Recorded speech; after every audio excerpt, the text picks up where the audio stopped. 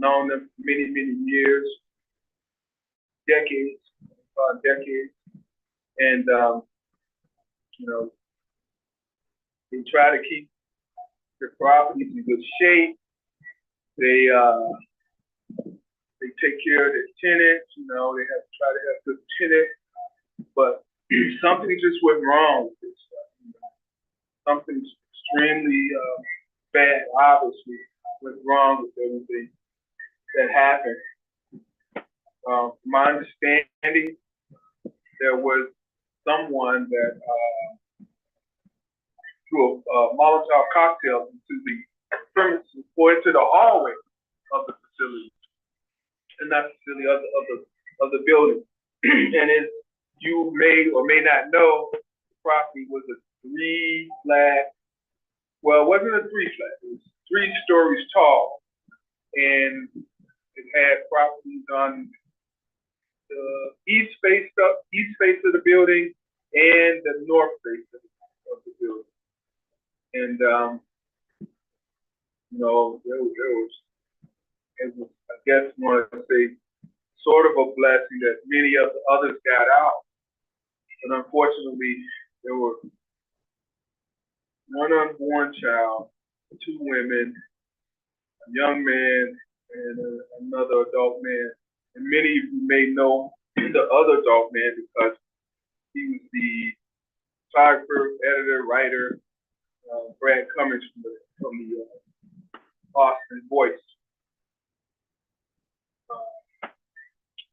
He had been involved with the Voice for many, many years.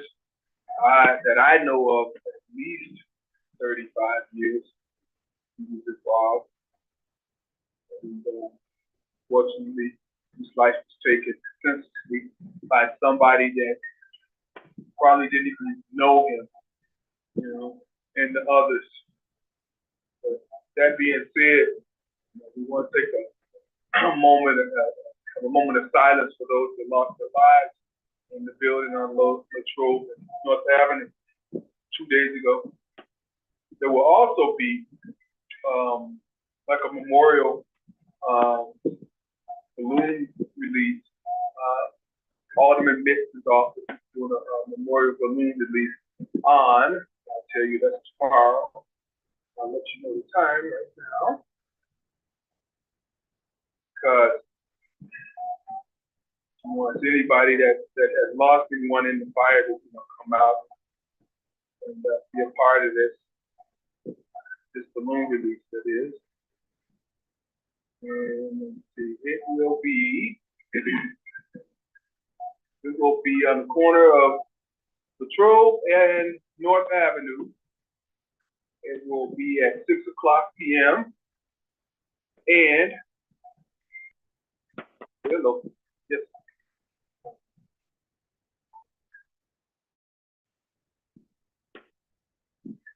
Okay, should be live. Try it again. I'm showing that it's live. Yeah. I'm just talking about the tragic fire that happened the other day. Yeah, try it one more time on YouTube. Yeah, it looks like we're on. Okay. Yeah, it's on. Again, she says in the letter that was published, this gathering is a moment to lift prayers for peace, release balloons as a symbol of unity, remembrance, and hold space for collective mourning and hope. And, if you'd like to submit a name of a loved one or family affected, please contact the 37th Ward office. And that's at 773-379-0960. That's 773-379-0960. And that is the Alderman Mitz 37th Ward office. It's, again, tragic thing. I think the building is in had severe damage. The roof is gone. Much of the north face wall is gone. North facing wall is gone. And I know there were some businesses in the building also. More than sure they won't be able to open up. It's a real bad tragedy situation for a lot of people. And, just hoping that we can all, as the Alderman said, come together and uplift those that were affected by having loved ones or someone that they knew in the tragic fire. And keep them in our prayers, along with continue to pray for all of those affected. Because you got to also remember there are people that lost their property and they don't have a place to stay. And if I'm not mistaken, it's at least 16 units or more building. I'm not 100%. No, I've been in the building, being with good family, friends of mine own, and praying for them also because they have a lot on their hands to deal with. They have to deal with the death of some tenants and displacement of other tenants, and the investigation that's going on, and then their losses also. But I know it would never be anywhere surmountable to the loss of anyone's life. This is a real tragic situation that unfortunately happened because of someone having an argument. At this time, I'm not sure what those details really are. I think DeAndre, he has a little bit more information about it. But again, I'm gonna try to make our way through this. Alrighty. What else is there on? We'll probably come back to that again later in the broadcast. But I'm telling you, man, a lot going on. A lot going on.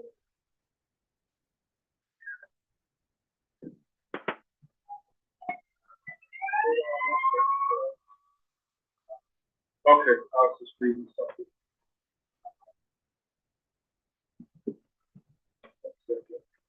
Trying to get.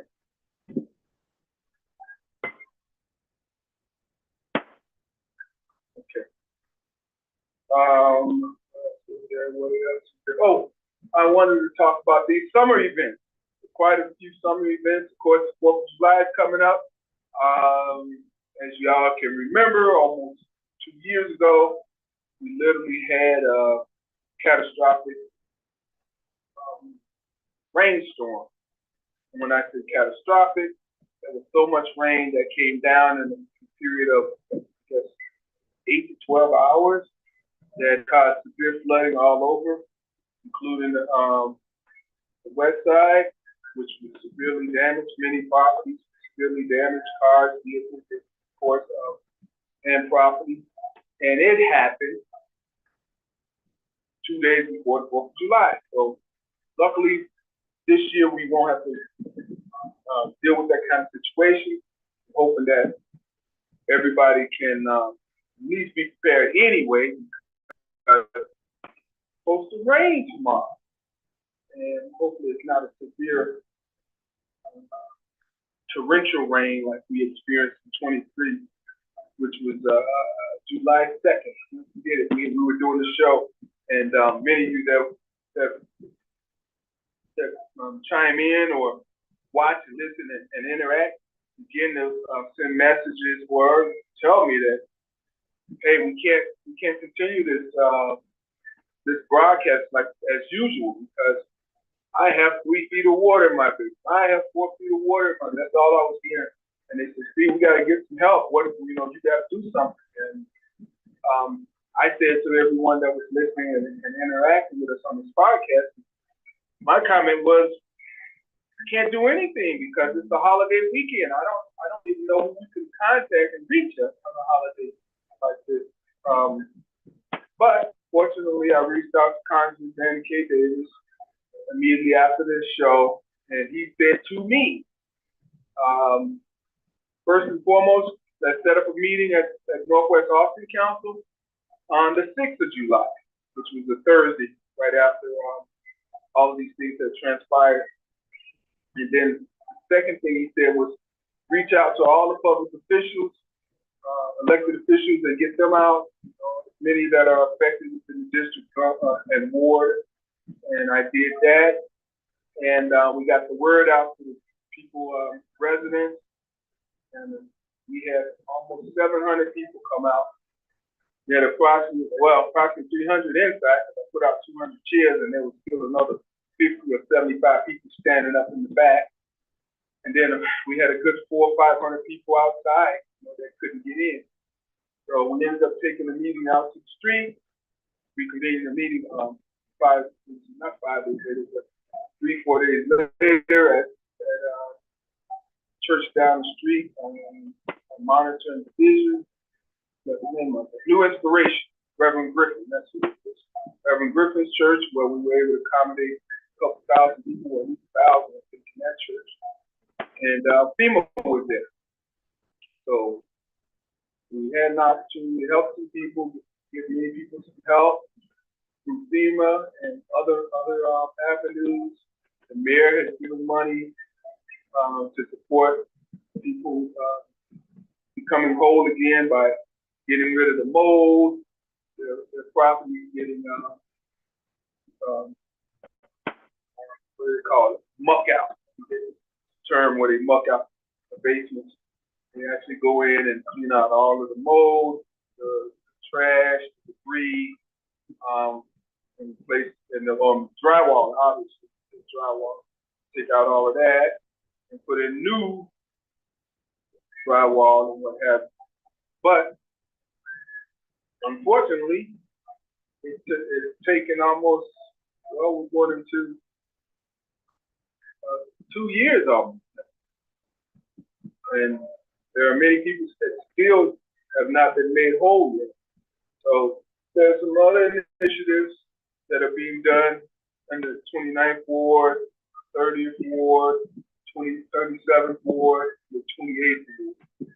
That's supposed to be coming from the federal government along with the city and city to remediate many of these properties that were damaged almost 2 years ago. And they're going to be doing something with the infrastructure as far as putting in bigger sewers. I've been pushing that they put backflow valves in, especially in properties of seniors that have deeds and mortgages, so that they can be they can have a prevention or preventative situation, or what I want to say, not maintenance, but they'll be in a better position where they won't get flooding if you put a backflow valve in. And I know it's pretty costly, especially for seniors that are on fixed income, and I'm sure their insurance won't cover it, but still, they need those because seniors are the most vulnerable when these storms happen. They can't go in the basements, they can't move anything, they don't have relatives or children around that can help them. And as soon as that water leaves, that's when the problems are starting at the height. You start to get mold, which can lead to respiratory problems. And knowing most seniors, not most seniors, but knowing that some seniors have other ailments, we do not need to exacerbate that by having mold and fumes from mold leaching throughout their property. So again, that was one of the things I'm pushing for, that we get backflow valves in seniors' properties. Also, there's a potential, well, not a potential, but actually one of the things that they want to do is put permeable alleys in, or what they call green alleys. And with the green alleys, it's the alleys absorb much of the rainwater or runoff water, and I guess it would hold it until the other water subsides, and then it would also, let that water go back into the system, into the sewer systems. there was some opportunities to get your lead pipes removed because as they're doing the sewers, there's a big push to have the lead pipes removed alongside putting in backflow. I would venture to say. What else do they do? Oh, you're definitely gonna have new streets. Once they rip up the streets, they're gonna have to put new streets. This whole type of you got potholes already. More than likely, they're gonna come and do the streets. This project is supposed to take almost $600 million. I think approximately 550 some odd million, if I'm not mistaken. And that's all incorporated with the infrastructure projects to help. I think they were saying median income residents, or they got like a what is it called? Dollar amount or range that they're gonna supply people the opportunity. What's going on? Yeah, I'm here. What, the door? Oh, it is? Oh, hold on. Hold on, everybody.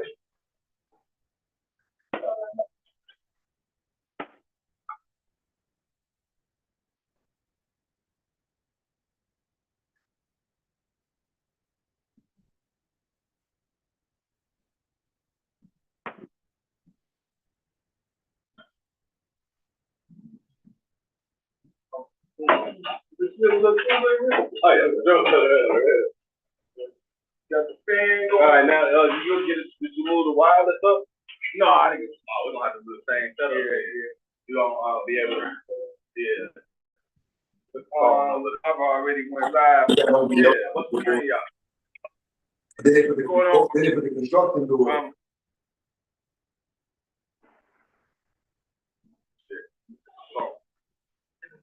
Oh, you hold tight, you guys. Don't go right back into it. So, them cards ready? I cooked them up. I had cooked them up. I went and bought some turnip and mustard and put them in there with it. Oh, we can't. Hold on, Arnold. I can't hear you. Turn this thing. Oh, no, that's on already. It's on. But you went over that, DeAndre? Yeah, you here. Yeah, no, I when I was at the garden the last time, I just picked up them collars when we did our meeting there. Okay, how did I go? Oh, there it was. I was just saying I need some more ones. Yeah, I gotta go back over there tomorrow. They say them collars ready. You ready? StreamYard.com CKSIR 723 DM. Yeah, StreamYard.com.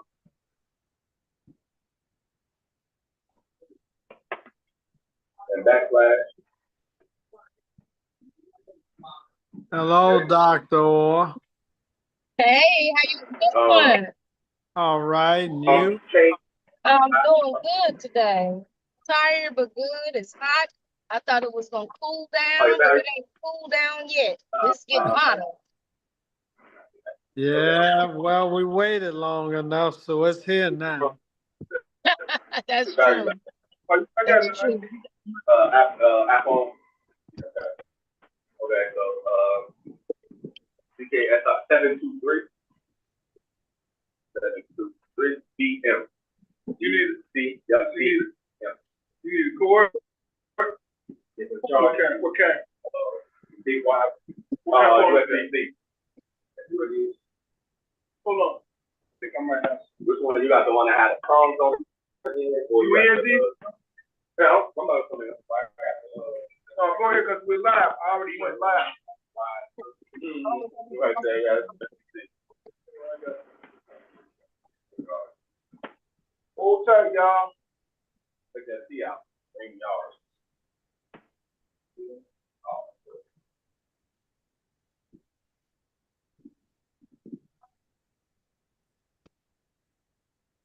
Got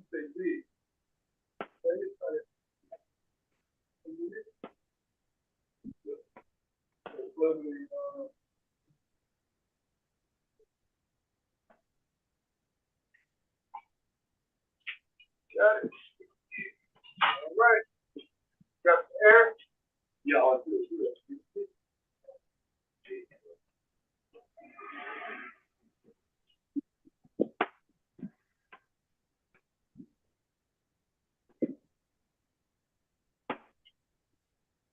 Okay, we are live, as James Shannon would say.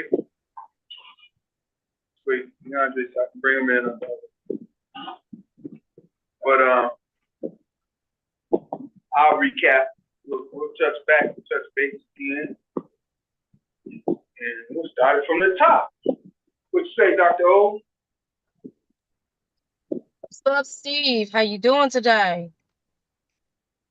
We're doing, trying to put it all together. There's a lot of people that's going around, but trying to put it all together. I know that's right. Yeah. That's But the show today is tragic fire in Austin.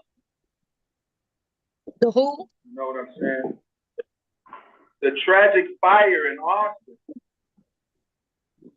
Well, if you didn't know, yeah, we'll go back to. I'm gonna go into it. Okay. Because I don't want to. I started with it, but we're gonna go back to the name.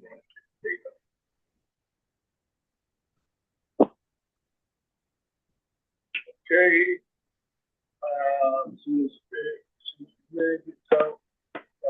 Raheem, honestly. Once he gets on, then we can go forward. Starting to echo. Use the mic.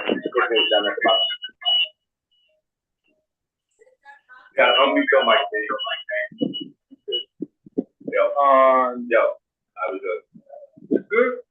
Yeah, I didn't know. No, you got to unmute your mic. On which one? StreamYard. Yeah, Steve got to bring you on. Okay, there you are. I see you. You just leaving, Dr. O? Say it again now. Okay, there you go. 1, 2, 1. I said, are you just leaving? Yes. They had the breakdown and then they wanted to take some pictures and stuff. But it was a good shop talk from our side. They want to do a co-ed one. Okay, that's gonna be cool. Yeah, we were talking about fatherhood over there in the one we did. Yeah, we did the same thing. We talked about fatherhood too. Talked about being open to forgiveness, healing, and understanding personal responsibility. Yeah, it was really good, touching and moving. And one of the therapists that was in the thing, she's like, I connected with you a long time ago before I went to school to get my PhD, and I'm so glad we've connected. I still don't remember who she is, but she was a dynamic facilitator. Did a good job.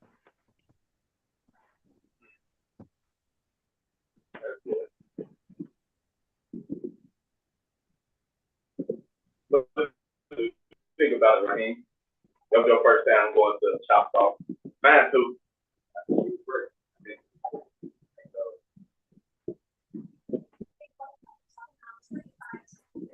don't know. I'm trying to get to a lot of the stuff again. I'm trying to figure out how to find out. So much stuff that we do as fathers, black men, black women. Without compromise. So I'm trying to find a balance. That's what makes you cute.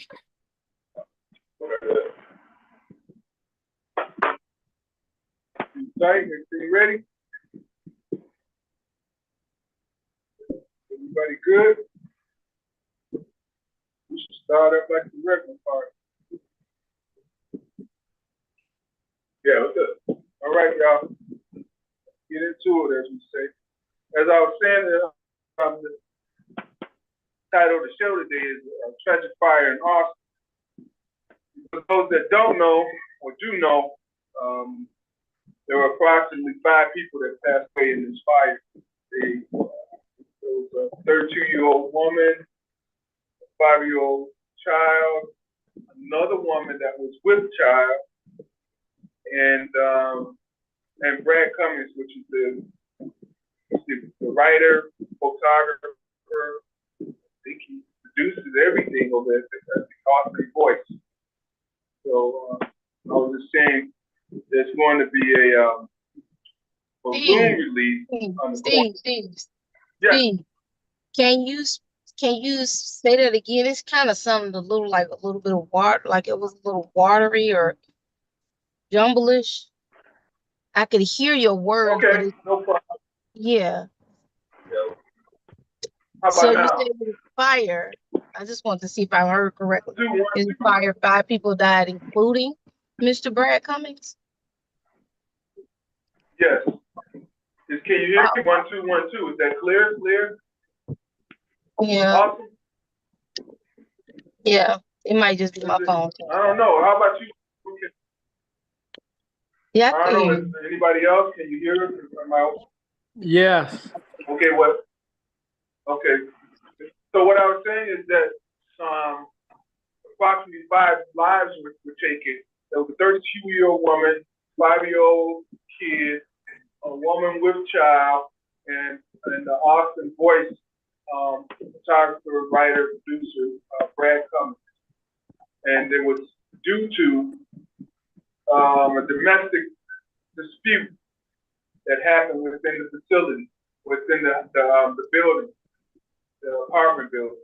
And it was a 3-story building that has a north face and an east face. And I think there's about 16 apartments in there or more. And unfortunately, the building looks like it's in really severe damage. Because the roof is gone. Much of the north facing wall is gone. The city had to demolish much of that due to the deterioration of the brick from the fire. But I know the family that owns the property. I've known them for many, many years, decades to be exact. And they keep their properties up. And they pretty much have pretty good tenants, you know. Unfortunately, something went wrong. I think you were saying you know a little bit more about it, John. Well, according to Ultimate Myth, and even the video that they showed, people were making comments on it in terms of it being on YouTube. They were saying that this wasn't a random occurrence because prior to the fire breaking out, you heard gunshots. Emma was saying herself that it was some sort of dispute that happened in which it seems as if a guy went in to shoot someone in the home and then firebombed the home. And because the places where the fire broke out was in multiple places, like in the back and in the front and in the stairwells, like, yeah, so. Yeah, so basically like what Alderman Miss was saying in conjunction with what folks were just commenting on, it seems as though this was a domestic type of situation in which some guy went in, shot somebody, and then firebombed the building. Unfortunately. Like we said, Do at they least know, 5 people. do they know who the guy is? Say it again. Do they know who the guy is? DeAndre? That part I don't know. There hasn't been any information to come out about that particular piece. I do think that they will be able to find out though. I definitely think they'll be able to find out. So we will know shortly, I believe. Yeah. mean, you got people that are displaced now. You know, that they don't have a place to stay. They lost their property. People lost their lives. So I mean, this is a big tragedy.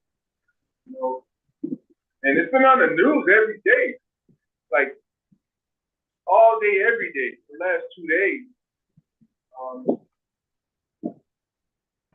All I can say is, you know, we should keep the people that are affected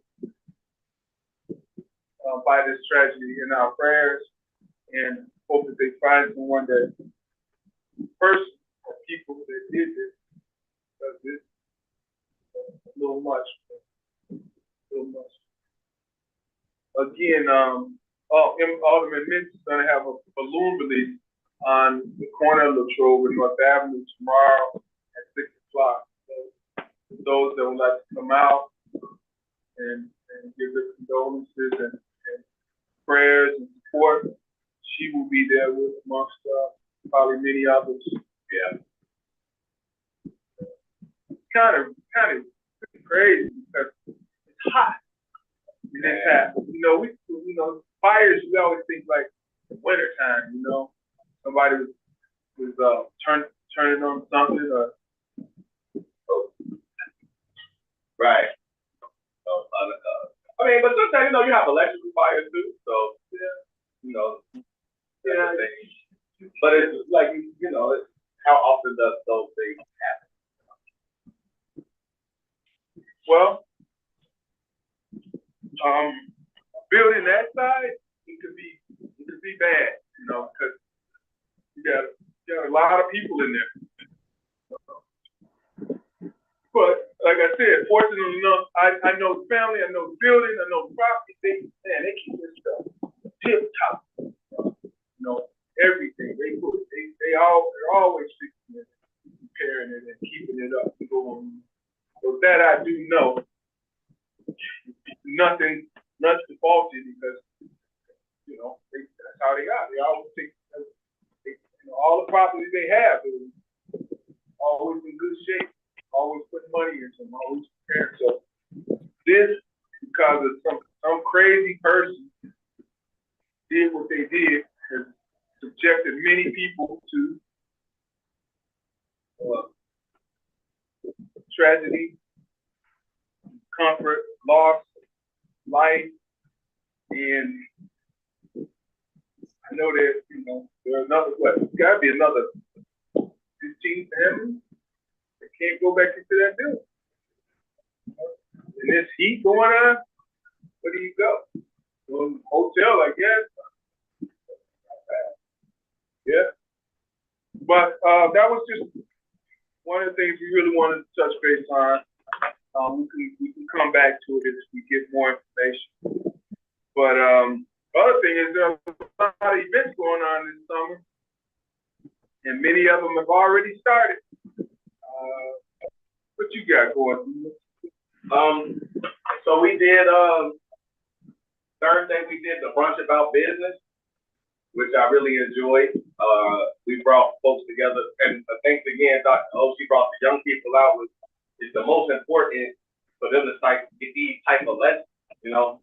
So we did the brunch about business. We're gonna do it every fourth Thursday from 1 to 3, and we had folks from New York Life come out, and we were essentially talking about life insurance, and we were talking about the ways you could use that insurance for funding for yourself, whether you're talking about trying to borrow against it so you can purchase property or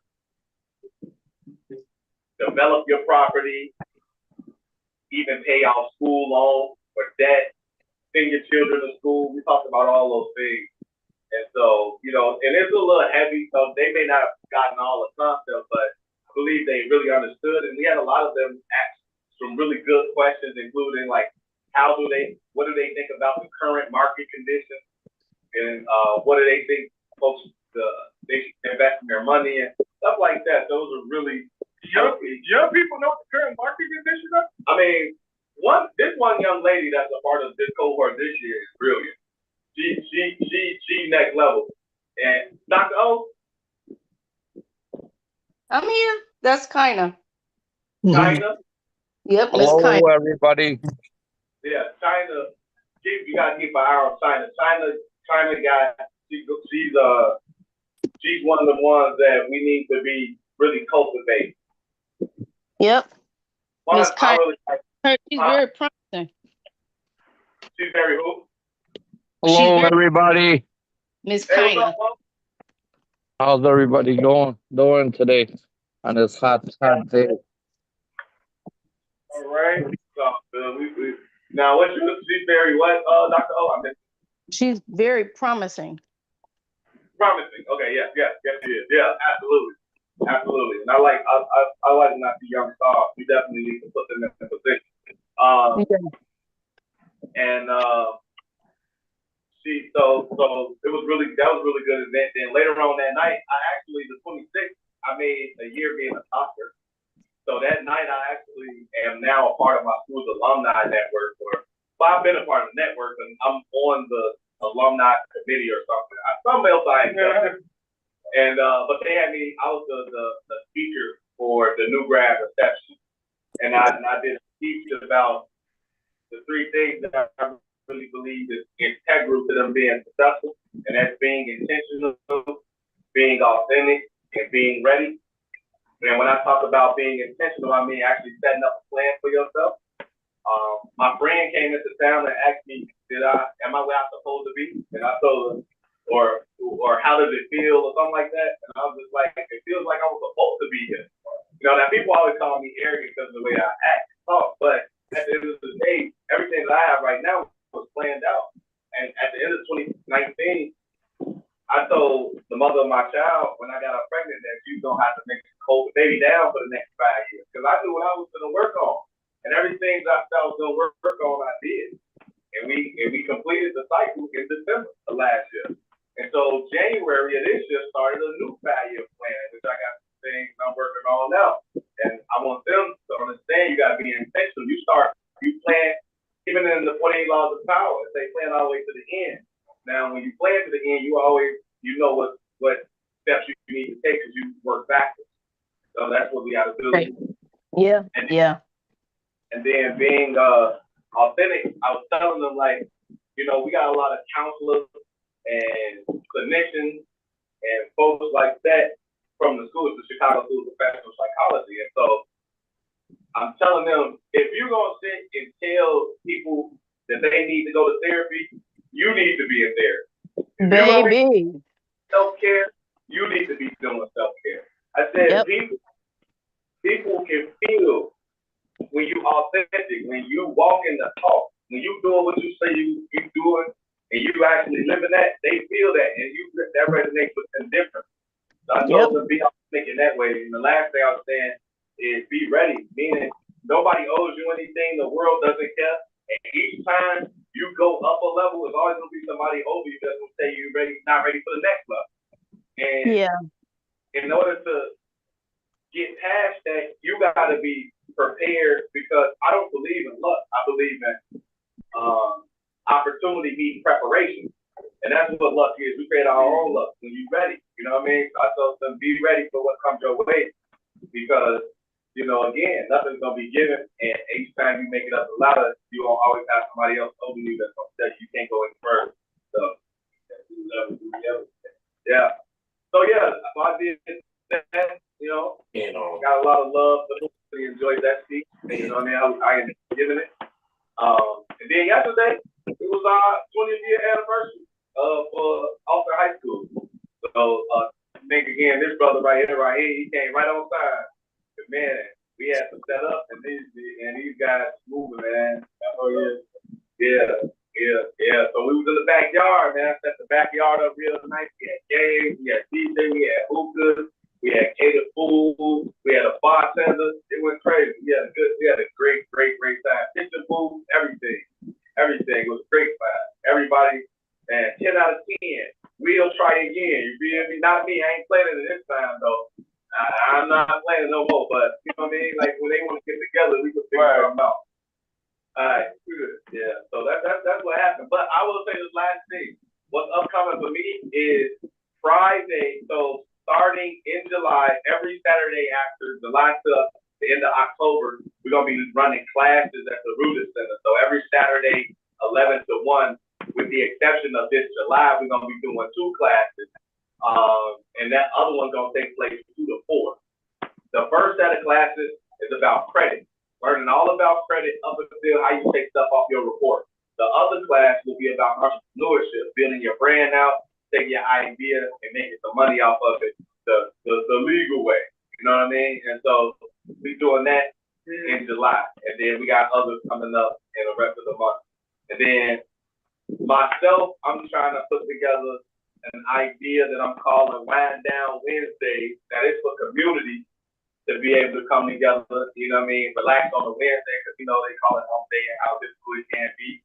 And we want to get people prepared for Little Friday, which is Thursday, you feel me? And so I'm going to start putting those together, you know, and invite all community members who just want to come chill in the backyard. Of course, we'll have music. I'm going to light the grill up, or the griddle, and if you want to bring food and cook, you can do that there. And I'll bring the games and all that stuff out, man, and, you know, BYOB, we going to kick it.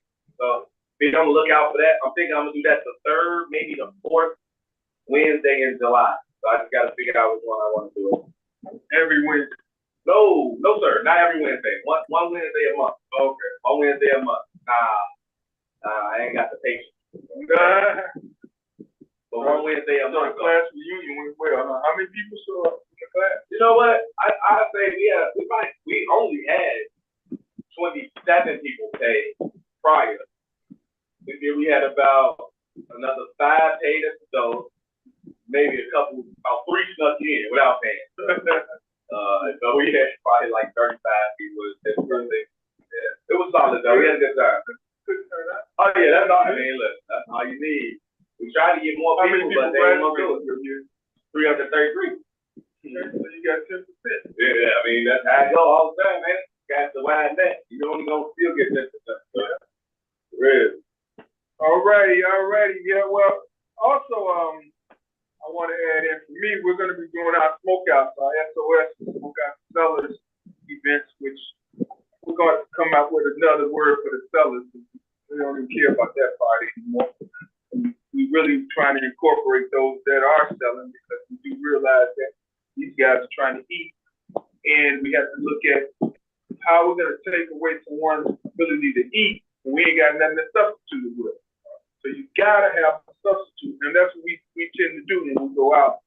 We try to give these guys alternatives to work and get a decent paying job and transportation along with it, and whatever they may need, we can give them some type of resources to support what they think they're supporting themselves with by being out there in those corners. But we do realize people on the corners are part of those communities also. And we just want them to act accordingly. You know, keep the gunplay down. Get this down. Don't even do it, you know. Secondly, clean up the block. You out there all day, pick up the trash that's right up under you. You know. And last but not least, all that loud noise and music. You know, hey, everybody like music, but sometimes they don't like the same. And definitely when you got all that foul language in it, you know, you want to do something with that. You know? But if you do those things, people can come together and try to help, because they are part of the community also. They ain't come from Mars and they ain't going back to Mars at night. So, we have to look at how do we incorporate instead of segregate. Yeah, that's the kid. That's the baby. Yeah, those are the ones that fight. Without them, because Tupac said that line, so if there's no hope for the future, he said that there's no hope for the future. So we look at our youth and we say, well, so we can't do nothing with it. And that means we're planning our own future. Right. We have to make sure that we stay in tune and in touch. Because again, you know, when the SOS first came out, it was developed by used to be the bookkeeper and office manager for Northwest Office Council. She's a former Natchez, Mississippi, patrolman. In fact, she was historical because she's the first lady patrolman from Natchez, Mississippi, back in the late 60s. And she came up with the idea of SOS. And back when they started it, the idea was to get the police to come out in the areas where, let's just say, people were shut in because of the violence and drugs, and it gets them to do their roll call. They change shifts at 4 o'clock? 4 o'clock. So we get the people coming home from work, this and that. So they come and do their shift change with the commander. And, you know, guys out there on the corner doing what they're doing, they ain't gonna really stop, but they're gonna lay back. But it gets the community comes together because now the people that were shut in, they're coming out, they're going, what's going on? They get to meet the beat officers, and the guys on the corner, they typically, what we do, so we go back. We would have food and sodas and water and things like that. We would hamburgers and hot, we give them out. Whoever wants, whoever walking down the street or whatever, we give them out.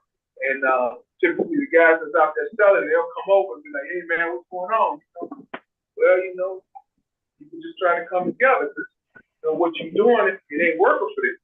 Now we understand what you're doing, but back then we used to say you got to keep it moving, you know, and can't have it over here. But now this lady that's on the street, grandson, it's the lady that's on the street, son, and they're trying to supply themselves food and shelter by this means, and they don't make a lot of money out of this stuff. You know? Back in the day, you used to see it, but now I call them brown baggers because all they doing is they got enough money just to go to the restaurant and get a brown bag full of hamburgers and hot dogs and pay the rent. That's all they, you know. But nevertheless, that was the protocol, and since when we first started 30-something years ago, 35, 36 years, I think 88, 89 they started, and then it kind of evolved because we started to see how, as we pushed, because the other element was when law enforcement would come out, they would, you know, go door to door. They make some arrests if people ain't, you know, complying it. I mean, come on, you're gonna do this in front of the police. We kind of crazy, but we believe. And they make some arrests. But we start noticing as we push the police to get rid of the drug dealers, we create this cycle of send these guys to jail, go to penitentiary. The penitentiary is making money off of them. They don't get rehabilitated. They come back to the same situation and do the same thing again, week off police, like, so we came to the point of you know, it's not so much what they're doing, it's how they're doing it. And if you could change your habits on how you're doing it, everybody's gonna lay low. Because guess what? People sell drugs all over Chicago.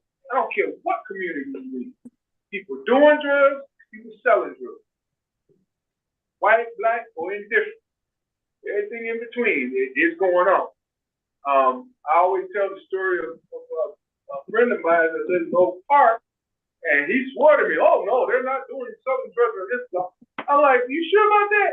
I said, well, you come up in the hippie era, right? You were 20 some odd years old in the 60s, early 60s, when the hippies were going strong. And it was all about drugs, free sex and free drugs. That's what it was all about. So I said, you tell me all these old hippies don't smoke weed no more. I don't believe that. And then secondly, I said, you ever see the Uber driver? You ever see the Lyft guy? Oh yeah, they come on our block all the time. Really? They're the drug dealers. They're the ones selling. Believe it or not. Yeah, when I was selling weed, I was on my bike. I was dropping it off like Uber. So, you know, but again, you know, people tend to, I don't even call it the bubble no more. I like one of the guys from Philadelphia. Philadelphia, Pennsylvania, he said that people living in their cell. I'm like, man, he ain't lying when he said cell. And I thought of, you know, a cell, an atom, you know, nucleus, proton, and electron. And I'm like, he's right. You just got people living in a cell. They don't see the bigger picture. They don't see, you know, the macro of it all. Right. And I'm like, it ain't a bubble, it's a cell. When they don't get outside of what they really believe and think, you know, and it's going on, you know. Well, that's because we live in a system that doesn't teach you how to think. Yeah, that's true. They think for you and want you to believe everything that they tell you. That's true. Look, that's one of the things when you go into higher learning, the first thing they tell you is you ain't here to learn your profession. You're here to learn critical thinking. Right. And this is what we try to teach. Right. You're gonna learn your profession when you get out there in it. Right. But that's why I value education, because it's really a tool to help you see things differently. You know, for a person like me who's curious, you know, and who believes in questioning everything, education is really important. You know, and I think again, like I've always said, the reason why a lot of our kids are stuck in the way that they are is because as parents, sometimes we cut off their imagination. We tell them no, don't, and stop repeatedly, where it stunts them mentally. And sometimes they don't want to dream anymore. You know, and the lack of imagination is the reason why everything looks like fucking huge now. All the buildings. Back before we got here, these buildings was beautiful. Architecture, you walk around. That's why we value and look at Greystone. That's a beautiful structure. Look at what they building now. They craftsmanship too, and they cared. But now they tearing everything down and making it into modular with a triangle at the top. That's the new thing. They put the fucking house up and put a triangle on it. Or half a 90-degree angle. Yeah, right. Put a 90-degree angle at like and call it a house. That's just trash. You saying something now about the building, the quality of buildings, baby. Them gray stones, them limestones, they everything. Well, that modular stuff, I'm not so sure about. Yeah, we don't know if they're gonna last 100 years like the gray stones and brownstones, you know. That's so true. But yeah, because as Dr. Fruity said, people have been stunted. Their growth has been stunted because it's like we don't want them to go outside of what we want them to know and do. My thing is with kids, if you're gonna give them anything and you want to stop their imagination, start it with a lot of something. Like inundate their imagination with so much, take them so many places, show them so many things, introduce to them so many other locations and people and languages. Like when I was little, man, they used to have a thing at Navy Pier called International Fest. And Navy Pier doesn't look like Navy Pier like we see it today. You remember seeing Cooley High? Remember when Stone and the other guy, I forgot his name, they were chasing, the police were chasing Stone and the other guy through Navy Pier. And it was just a straight pier, which is like, it looked like it was a factory. That's how it used to be when we would go down there. But what would happen, they would have people from all over the world set up tables. And they would wear their traditional country's garb, and they would have some food or something, or some pictures of what they do, and some music or whatever. And me being a kid, we walked that whole pier. I mean, it must have been 100 different ethnicities and countries out there. And I'm looking and absorbing all this information, and I'm like, okay, I didn't know that. Wore this kind of clothing, or I didn't know, this kind of music they listen to, or this. But to me, that was a lot. And by the time we got to the end of the pier and came back down to see the other side, you exhausted. But you taking in, all of this. Shoot, if you're going to tell kids no, you tell them yes to a lot of other things that's going to inundate their minds and overwhelm their minds with, So the stuff you're telling them no to, they won't think about it. I think it's a psychological thing. Like, by the time you get your kids, you have a kid, by the time they turn, I'll say 12, 13, what do you think they've learned or what they saw by that time? Because most of the knowledge they're going to get is either from their family, their household, aunties, fathers, and then whatever you send in schools out there. They're never too dangerous because they're only 13. So psychologically, where do you think they're at? Well, it depends now. Because let me tell you, I've experienced working with just a program called E2E, and that stands for Exodus to Excellence. Right. And with that program, we work with kids from the age of 7 to 17, 8 to 18, whatever. And man, there was some young man. This young man was off. He was 15 years old, and we would at the end of the week we would take him out of the community. Like we took him to the art institute, took him to Millennium Park, we took him to the when they had the indoor football. I forgot what the name of the Chicago. Whatever. The arena football. Yeah, Chicago something. Chicago Rush, I think. Rush, yeah, it was the Rush. And then the Sky had just started. We had free tickets. Then we took him to see the Sox play. Took the young man, took the whole group of young boys out there, and the 15-year-old said, "Man, this is where the White Sox play." He didn't say at the time it wasn't commencement. It was the sale or something. He said, "This one." I'm like, "You 15 years old. You never been on the expressway and seen it? You never driven?" Oh, that's really not my block. I'm like, what? In 15 years, There's a disconnect between the parents and the child by the time you're 14, 15. So by the time you start running out in the street, that's where the disconnect starts happening. You stop parenting as hard as when they're 5 and 6 and 7, you pay more attention. But once you get to the point with a child, you say to yourself, you know what, they just too bad. I'm not going to stress myself up all this. He in and out of juvenile. That's what we lose. right, So then now when he gets into the street, he doesn't see the father's figure. Father's not in his life, okay, that's fine. But then he doesn't even see the father's figure. right, So where else is he supposed to go? But to those who he hangs around. And then you wonder why, they start turning into animals. They start becoming less desensitized. Their heart starts slowly. So then they get so old to it now they're killing each other. wow. And then the men don't want them to do it a little. Man, I'm saying that's the key. Once the men that have these children and they see themselves in them, say, you know what? We're going to take the blame as a community. Like I was just telling this brother DeAndre in the car. I know as an individual man, I did the best that I could do to raise myself. But I'm going to push that to the side and say, you know what? As a community of men, we failed our children. We failed our way. And so the only way to get that back is to do it as a community. So men should be around, for me, roaring and yelling at the men of their time. Not these little kids, but the men of their time saying, what are you doing? Okay, well, let's go do this. Let's come together so we can be examples for these young.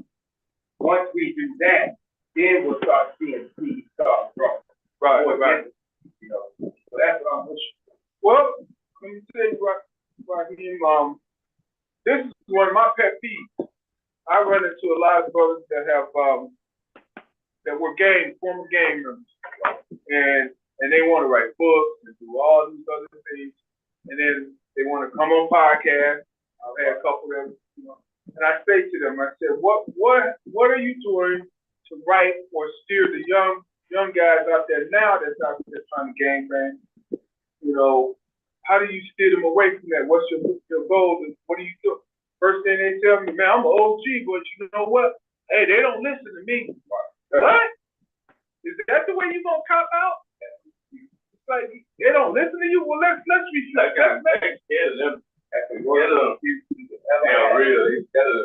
So my thing is, let's wind that back. When you were 14, 15, 16, 17, did you listen? Yeah. So let's keep it on the real, as they say. You have an opportunity to make that change because I always ask DeAndre, what's the difference between an old fool and a young fool? You know what it is? The old fool never changed. He's still a fool because he was a fool when he was young, and he ain't gonna change.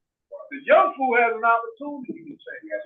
Yeah. So like I said, I ran to a guy. You was with us. He was with me last week. We was with the guy. His name was Akeem. He was breaking it down. He come up, man. He had this big kung fu basket on his head. He's all draped up and everything. Yeah, man, I did 27 years and this and that. Yeah, I'm out here. And then I said, so what's up? What you do? He had big chains on. He had a 4 on his neck. Say, right here, man, this was our world. I'm like, oh, you with the superhero? Fantastic. Wait, a hole in the chest? Yeah, you ain't see that? No. That's what he did. He showed me the thing. I'm like, It was a ball or diamond? it was a diamond with a 4. Well, it was all impressive.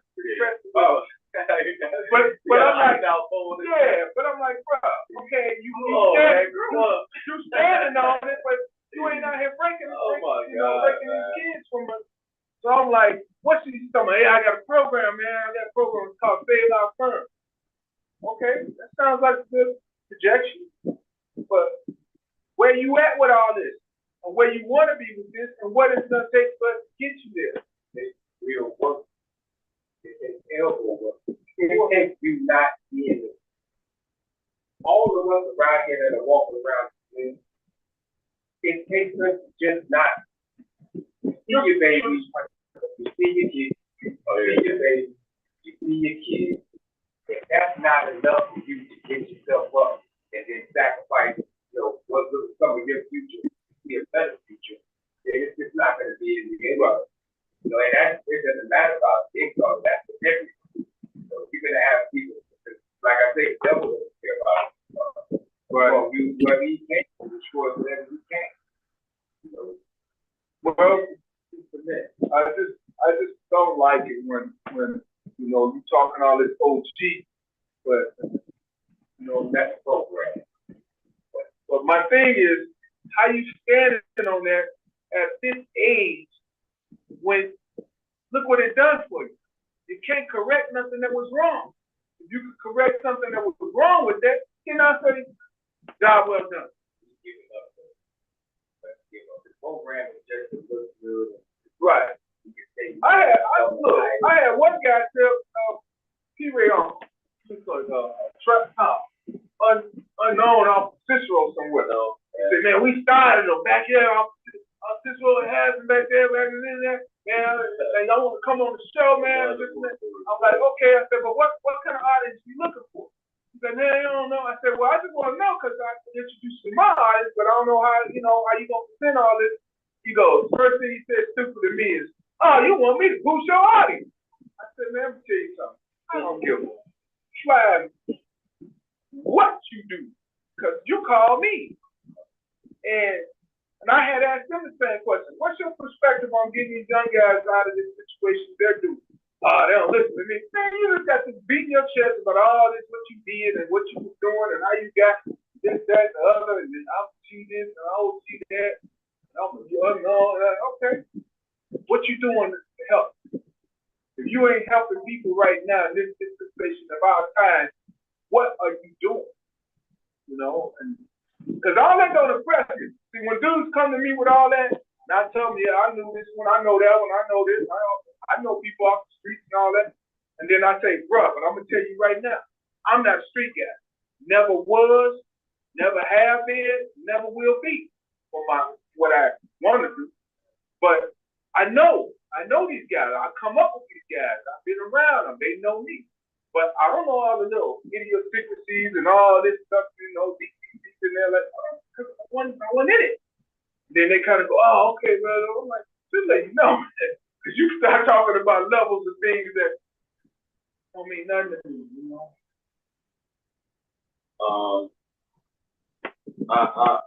I was just saying this because we stay on the topic, but we got to talk about the big beautiful bill. We're gonna talk about this. We're gonna talk about Mr. Trump. We're gonna talk about him. We got Rev on today. How you doing, Rev? We got man. Who's that, Reverend Wright. Oh, Reverend Wright? Yes, indeed. Reverend C.J. Wright, man. Where you been at, man? Well, what you say, Rev? Can't hear you. Reverend Wright. Talk to me. Oh. There you go. What do you say? Hey, how y'all doing? We trying to do, Rev. Can you hear me? Absolutely. I'm so. How you doing these days? Oh, yeah. Good evening to y'all. Good to see you. Absolutely. We had touched base a little bit on the fire down around the corner of the street, the church at Latrobe and North Avenue. I know you know the area and probably many people over there because you've been in the community for such a long time. And we touched base on Brad Cummings' past in that fire. And tragedy that left many people homeless without their properties and many other things. But nevertheless, we're good to hear from you. Good to see you. You Yes, got sir. the Andre here looking for you, Rev. Hey, what's going on? Y'all go ahead on. I'm just getting home, so I'm listening intently. All right. Oh, by the way, I was gonna tell you, Minister Manoj, Reverend Manoj, he's gonna be out in where's he at? What's the town that went over? Midlothian? No, not Midlothian. I think it's Midlothian. He's gonna be next the town right adjacent to you. And he's gonna be out there at St. Stephen's. That's the name of the Lutheran church. St. Stephen's. You know that church? No, that's the other Senate, so that's a different Okay. Senate than my church. Yeah. Got you, I got you. Yeah, but he's gonna be out there. He's between both churches.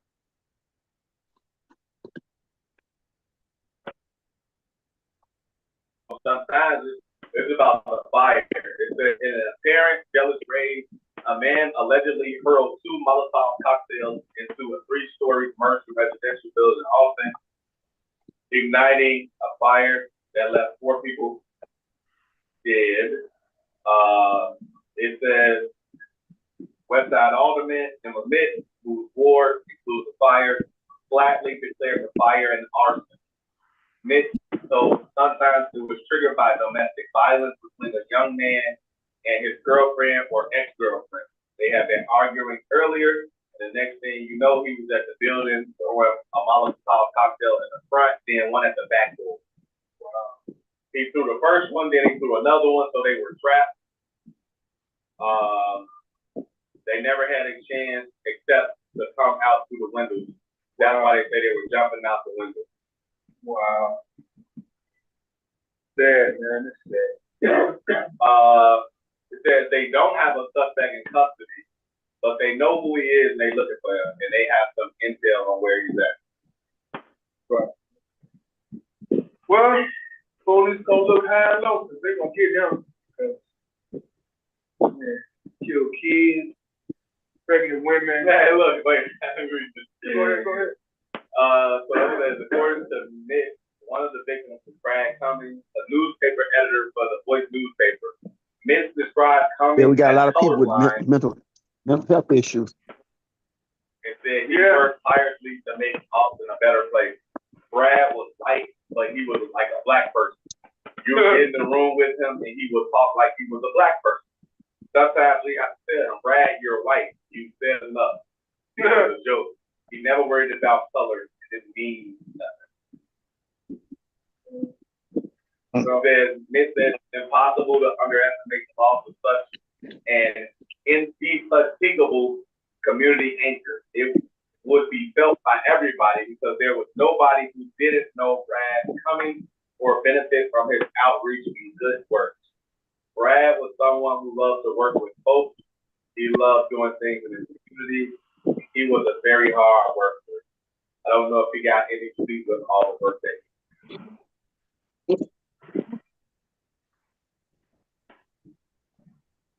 Yeah. Unfortunately, people lost their lives, as we said, tragically to this fire. And like I said, the family that I know that own the building, they're going through a lot because it's, it's devastating to lose people and their lives, but they're losing, income and property and trying to get people put into new places and, helping them out. So it's a big loss for the Austin community. And the crazy part is, it's almost at the edge of the Austin community. It's on the north end. Think about it. So, I don't know. Anyhow, we're gonna touch base on politics because I let them use my gym. The Red Cross used my gym for a couple of hours at an intake center. Oh, okay. I didn't know that. Go ahead. You want to expound on that, Red? Well, now I got the call. When you get old and you get a call early in the morning, you forget what day it is. I'm thinking it was somebody called and found out my food pantry was open, and it was a Red Cross. And that's when I first heard about the fire and whatnot. and they, was saying they needed some place immediately, just to help the, you know, uh, intake the people, try to find them some place to live and whatnot. So they Right. didn't stay too long because they stayed a couple of hours because we don't have air conditioning. We ain't one of them rich churches that got air conditioning. So they stayed as long as they could, But they stayed a little over a couple of hours, Right. Glad to accommodate, So Yeah, that was very godly like of you. yeah, that's, Because the other part is they could walk there because they were only like a half a block away. yeah. Yeah. That's great. That's great to know, Rick. Yeah. I'm gonna say before we move on, then, the shooting that happened with the lifeguard, the 50-some-year-old white man, lifeguard that shot the two boys, one in the neck and then the other one shot in the back. Right. And the one that got shot in the back, I believe he died. The other one is critical right now. And basically, there's alternating reports, right? Because some are saying that the folks that were like with them, the boys, actually are saying that they were responsible in whatever way they were responsible. But then on the flip side, they're saying the young man didn't do anything and he just pulled out a gun and shot him. Did you see the video? I did not watch the video. What does it look like? I saw the video. So the lifeguard, the white guy, he was down on his bike was like flipped over on the side, on land on the side. So I'm looking from like almost 40 yards away. That's view, looking down. I don't know where this camera was coming from. And then behind him, as he was kneeling down, there was a girl, black girl coming, just like an older, 30-something-year-old or older woman, where she's walking, hat on, clothes hat. And then there were these two young men. They came over. And it looked like they were getting ready to say something to the lady as she crossed in front of the guy. And he just pulls up out of his bag or something and just starts shooting. There was some other young men coming. They had come from one way, the young men. And the lady came out of the parking lot. Cars, parked cars. This is on the sidewalk. And then there's some other young men behind them. But then all of a sudden, this guy, I'm like, I don't see where the confrontation started. Because even if they said something to him, why would you pull your gun out and start shooting? Broad daylight. I mean, if it was dark out, I couldn't really see who it was and what they were saying. We supposed to check anyway. Yeah, I mean, and he got charged with murder. I mean, even though he's a concealed carry holder, anybody that knows that you cannot pull on somebody that is not. If the threat isn't equal. Right. I mean, now. But excuse me. You know what I call that? I call it the Trump effect. Because they think they can do whatever they want to do. Because we're in that kind of environment today. Thanks to the president and his minions. Well, I think also wouldn't like that. Walter in here, yeah, he comes back. Right?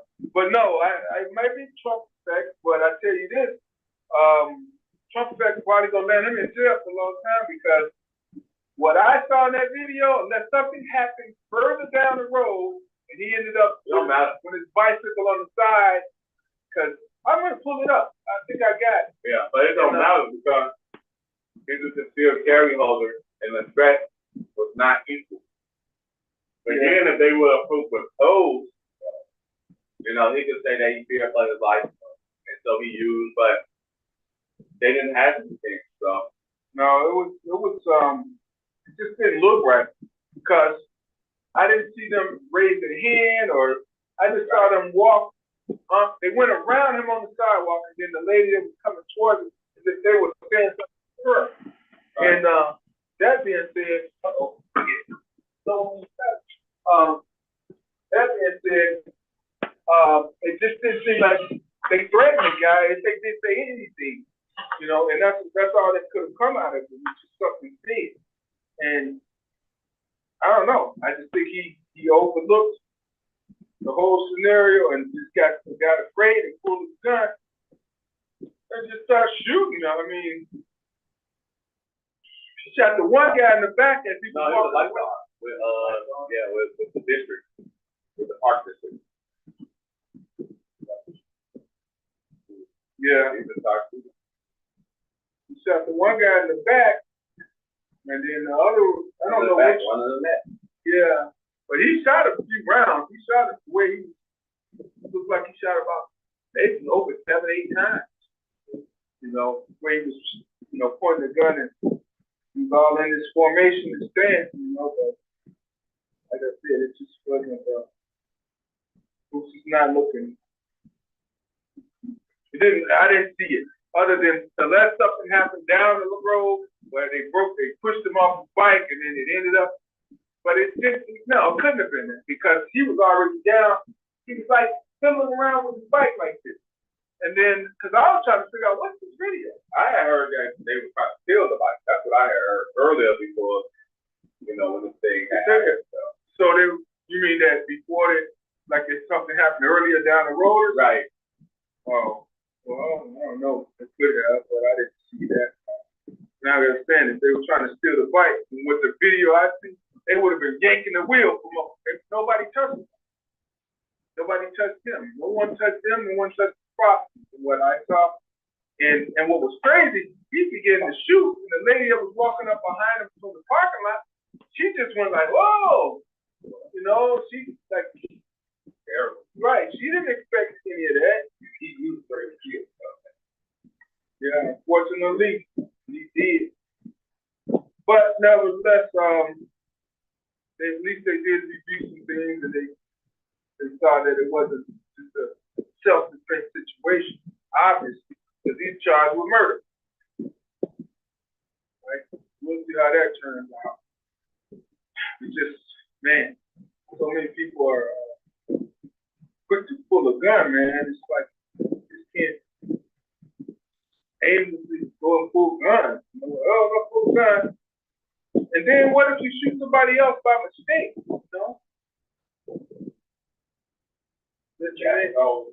Yeah, which happens all the time. So you gotta really think about the threat stuff, Now my thing is, if you're that afraid, you might be a threat to yourself. If you're that afraid and you have a weapon, man, you could be harmful to yourself. And that is a problem. But I want DeAndre to come back when we talk about this big beautiful bill full of crap, whatever this is. I don't know. It seems like everything's going crazy. It's going out. I know black people get mad at say this, because I understand we have people that fought for this country and died for this country, black men and women, and fought for our rights to vote and to be treated with respect and dignity. I understand that, right? Mm-hmm. I always thought that when we voted, that really we were kind of getting into white folks' business. They're mad. By voting. I understand that we were like district folks, like voting for people not district, certain people that help our neighborhoods get better. So if we start going to the presidency and senators and stuff, I don't think we really got. I think our neighborhoods need to be more paid attention.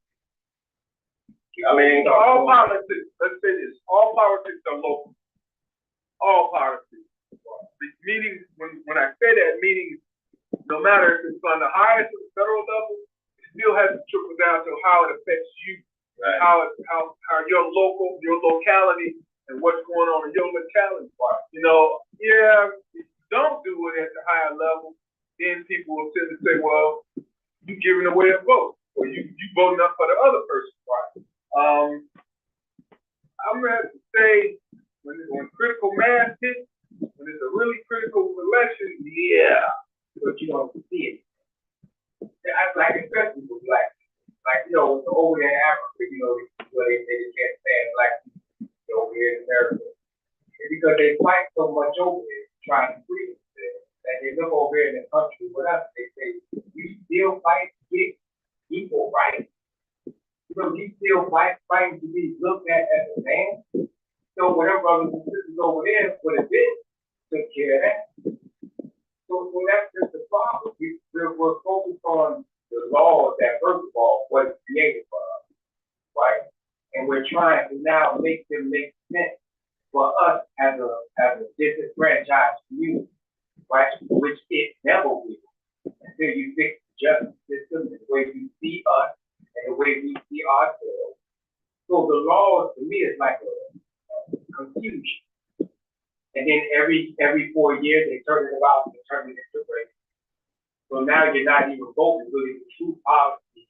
You're voting for because they're trying to take away your Republicans will do this to, or they'll take away your health care, or they'll take away your food stamps. I think black people haven't been surviving without those things, without Real. I don't know why we be getting caught up in that. that's what I'm saying, like we don't even need that stuff. We don't even take care of ourselves. Man ain't lying. At the end of the day, Man ain't lying. But we gonna take care of ourselves, so we become dependent. Right. Yeah. Start seeing all the buildings inside the communities with no businesses, so that takes prosperity out of the community. You start adding drugs, you start adding all of these cops. Cops are put in the black community to watch them, not arrest them. I mean, there's a part of it, yes, to arrest them, but they're trying to make sure that they don't see black uprising, and they don't see a building that black people are inside of, and they're communicating, talking about better than they do. Those are things that are things. They're here to just watch and report those things. So until we start taking care of our community and stop worrying about what those white folks do so much up there on Capitol Hill. well, we got black people in Capitol Hill too. The devil don't care about it. So he's gonna use them. That's why Yeah, but the people in Capitol Hill live in our community. That's all right. You don't need to be. Concerns about the impact of Medicaid cuts in the bill on North I tell you Carolina. what that, like you said, people in Africa, different countries that look at why we doing what we're doing. I hate to tell you this. Many of those countries over there were still colonized up to 10, 15 years ago. Yeah. And then as soon as they got their liberation of freedom, they got black people oppressing them just as worse. So I'm like trying to figure out where you're going with that part because greater opportunity. Right. See over there, you still got to deal with the devil regardless. So you free your people, now you got your own people trying hard.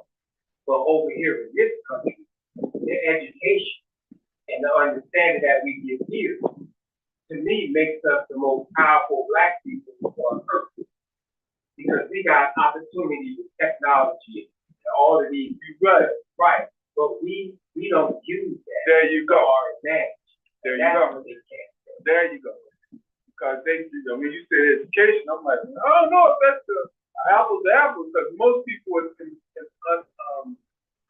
what do I call it, underserved countries or Underdeveloped. countries. Yeah, they look at education as the key, right, and utilize it. Right. But you're right. Now that I agree. I agree with you on that point. But how do we change that? Come together, but that's the only way it's going to get to me.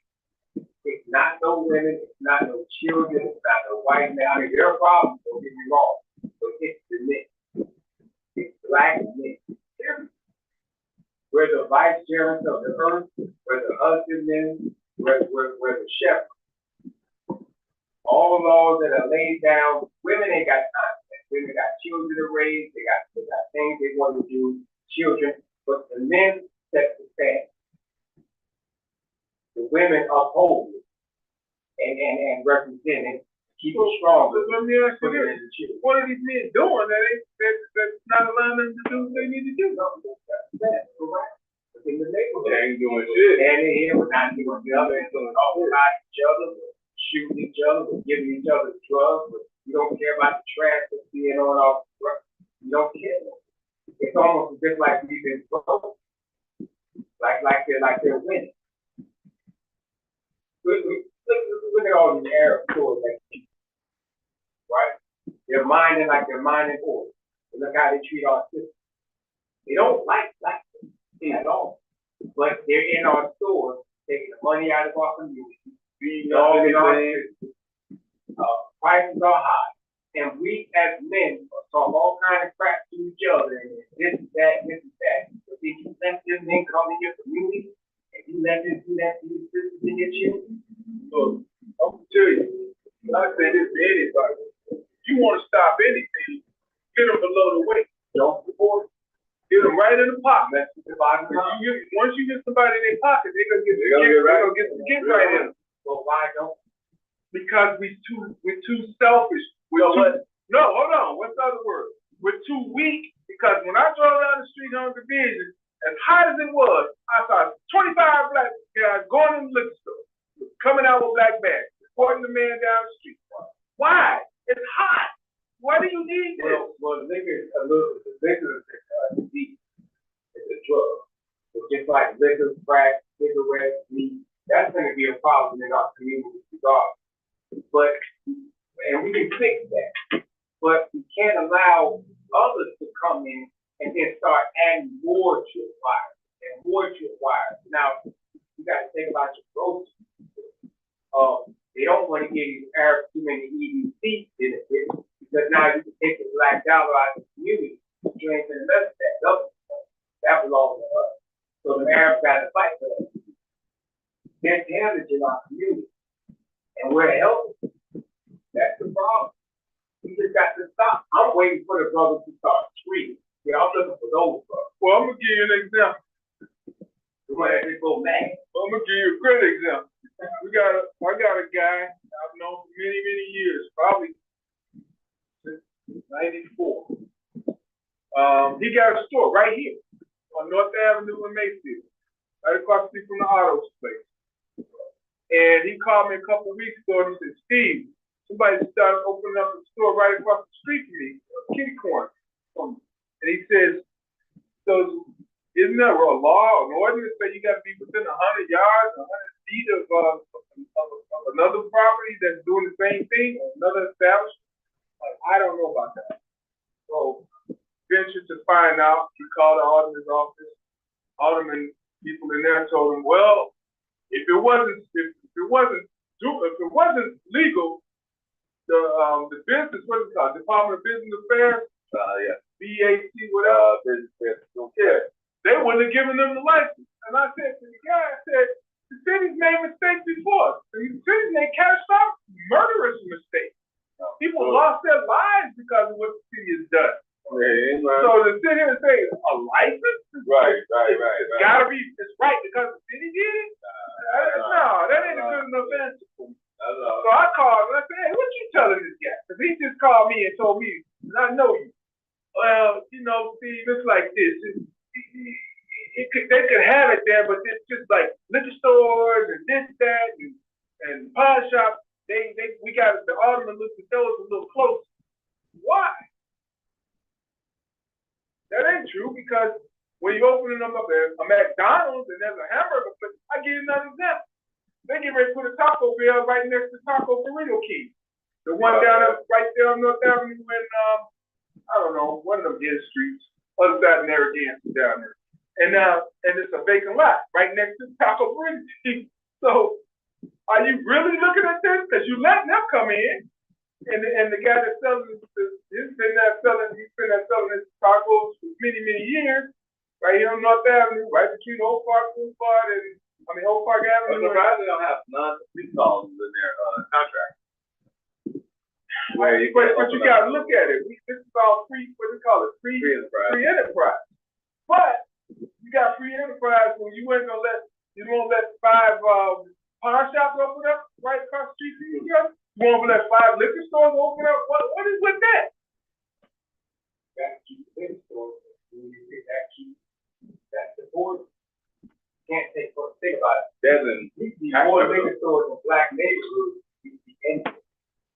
Anyway. Yeah, but it's also a revenue generator for us because we don't have small business, right? Any community, the lifeblood is small business, right? So we don't have a thriving small business community, right? So we have to replace what we could be getting by small businesses feed into the Jack State with businesses that are easily duplicated that can provide taxes. So you see a lot of gas stations in the hood. You see a lot of liquor stores in the hood. You see a lot of piano. I call them piano. Look, you know, every 2-3 doors, you got another fucking piano. So, you know what I mean? Like, because we have a lack of small business in our community. We have those to replace the tax that we pay. Yeah, and those are mostly open. Right. Well, if we all live in there, I ain't gonna lie, this is bullshit. It should be mad. But I'm saying, if we all of them, and we can keep the money inside of our community, so we can fix those parks, those streets that we see and help brothers with rent, all kinds of stuff. Then that's one thing. But they're taking the money out of the community and keeping our community trash while they benefit from it. Right. That's the problem. Well, I'm gonna say this: the guy that's got the liquor store down the street, me personally, I don't care because I don't drink water. But he has contributed because he opened up ABC, the Austin Boxing Center. He opened that up as a give back because he even told me, he said, man, I see these guys come here all the time. I hear what they're saying. And he said, man, I've been in this community almost 30 years. And, I try to do what I can to support it. We called him to the carpet on many occasions. He sat right downstairs in his office in our center. And when we had problems, hey, you got people hanging out there. You do, this, that, and that. Oh, and he'll sit in front and he'll lead us. What do you want me to do? You want me to get more security?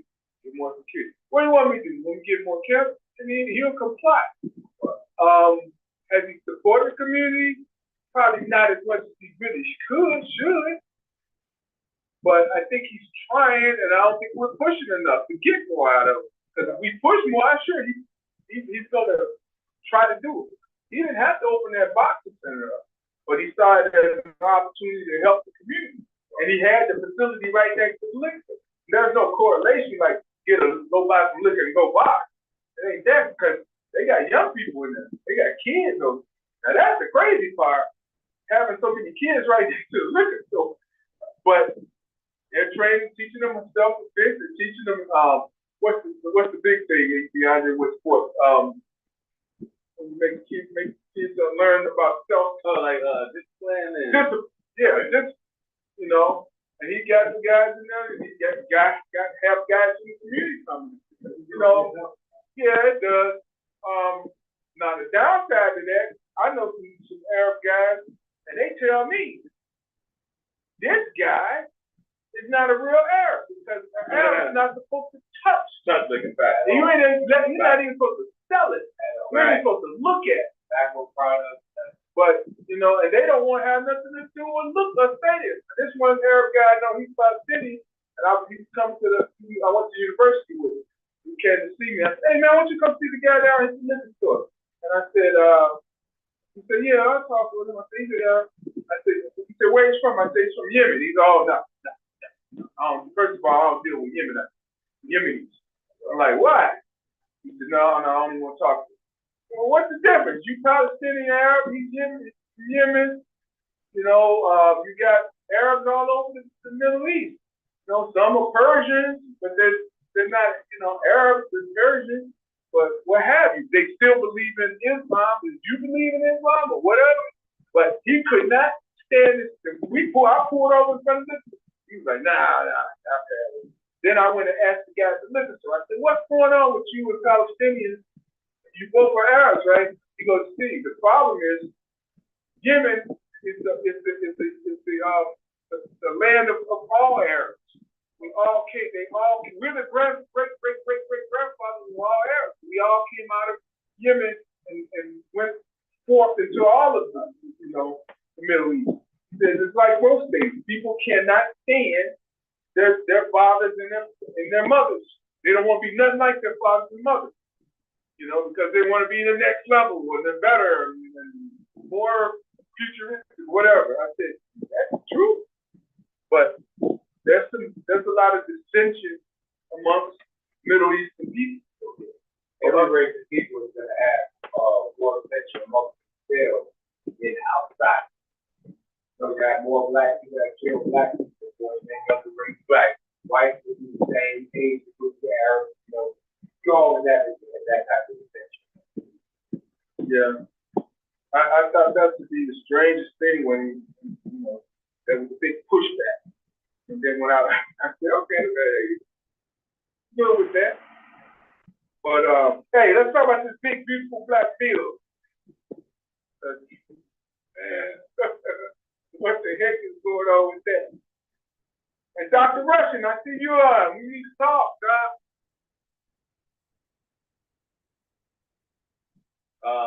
So I just wanted to read off some of the things that they said with the thing. Okay.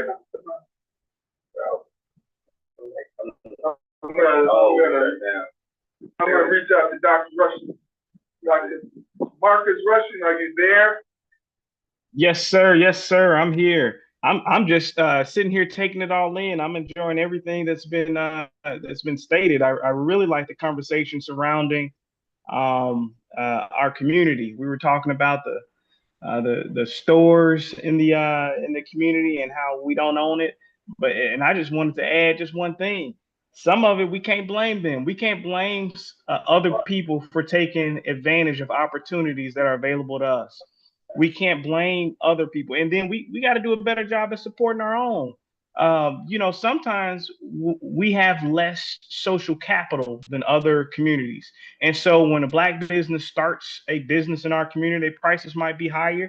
Don't be talking about, well, I'm going to go to Walmart. Oh, I'm going to go down here. No, you got to pay that price a little bit in order to support, because we don't have a lot of that infrastructure. You know, there's a lot of power in the choice that you display economically. When you go and put your dollar somewhere, you're speaking volumes. Other communities, they pay the price, right, to invest in their communities, right? And they also reap the benefits when we invest in their communities too.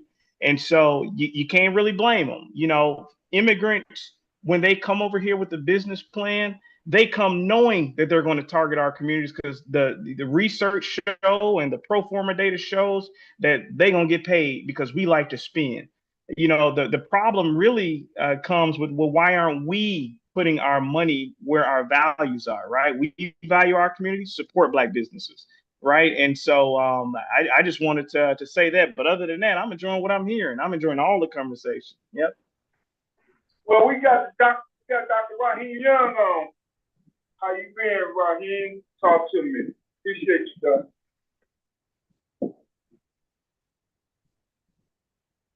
You there, Raheem? All right, we're gonna come back to you. Hey, what's up? How you been? What's up? What up, right? Oh, all is well, man. What's up, my boy? Yeah. Oh, nothing too much, man. How you making it through this heat? Oh, I mean, coping like everybody else, you know, trying to stay cool. Absolutely. Yeah, I'm moving around a little bit right now. I don't know if you all see my wife in the background, but she on the Zoom as well. So That's why you should be careful. But I wanted you to meet. Right. So you just park up there. You know what I'm saying? I gotta What you say? Dr. Marcus Rushing. He's what's your background again, Doc? You mind telling us, Dr. Marcus? Yes, sir. It you know, it's a pretty multifaceted background. So basically physician, but then I'm also in law school and doing a couple of faith-based sort of things too. So my background is basically, you know, I'm board certified in some call occupational environmental medicine. Long story short, I guess you can think of me as a disability doctor, if you will. And so, yeah. Great. Well, as I mentioned, Dr. Young, he's a PhD and a professor out at, where at? Governor State? Where at? Governor State. Yeah. Nice to meet you, Dr. Rushing. Pleasure's all mine, sir. I heard a lot of great things. And one of the things that I had reached out to Mr. Robinson about, basically, you know, in my heart, I have a sort of a ministry, if you will, for Black men, young Black men. You know, I'm a Black man. I don't know if I'm young anymore, but but basically, I definitely touched base with Mr. Robinson about potential collaboration opportunities. So we had a couple of campaigns going on. One of them is called Dad Beats Love Through the Lens of a Father, and it ain't just for Father's Day. Basically, it's wanting to paint fathers in a different light, right? Our community, and I think the world at large, we love our moms, and for good reason. Ain't nothing like a mama, right? But I think that those invisible yet irreplaceable figures that we call fathers are important, and I think the world looks at them different. But I think that they are they part of the backbone of the family unit, and the family unit is the backbone of our communities, and the communities are backbones of our nation. So I think so I had reached out, and Mr. Robinson was like, yeah, you should meet Dr. Young, and I wanted to see about potential collaborations. Obviously, when you Google it, it's going to bring up a band, but no, ours is www.dad-beats.com.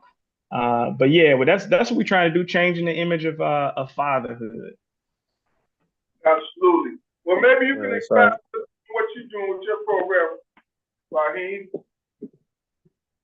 Yeah, so I have a nonprofit called Welcome to Fatherhood, where we work with men to help them cope with the pressures and stresses of parenting, relationships, and just like everyday life stuff.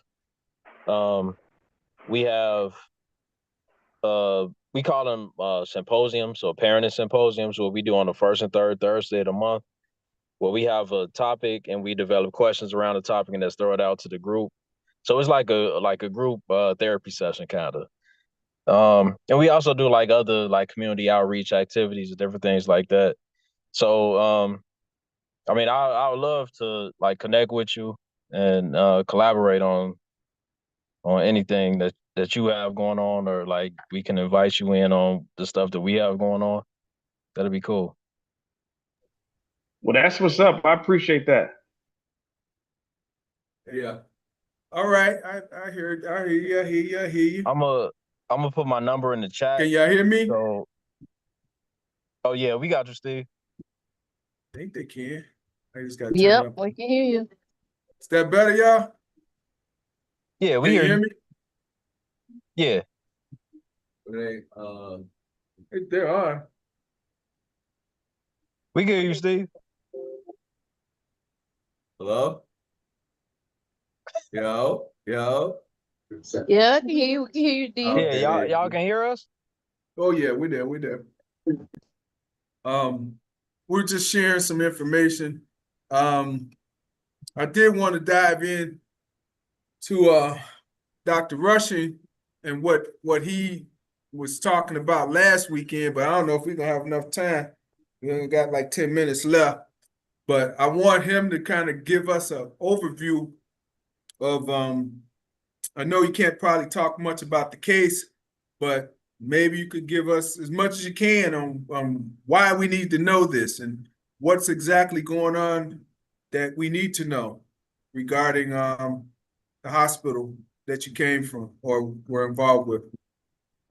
Yes, sir, absolutely. So basically, obviously, there's several state cases and a couple of federal cases involving a whole bunch of events that started at Northwestern when I was an employee there.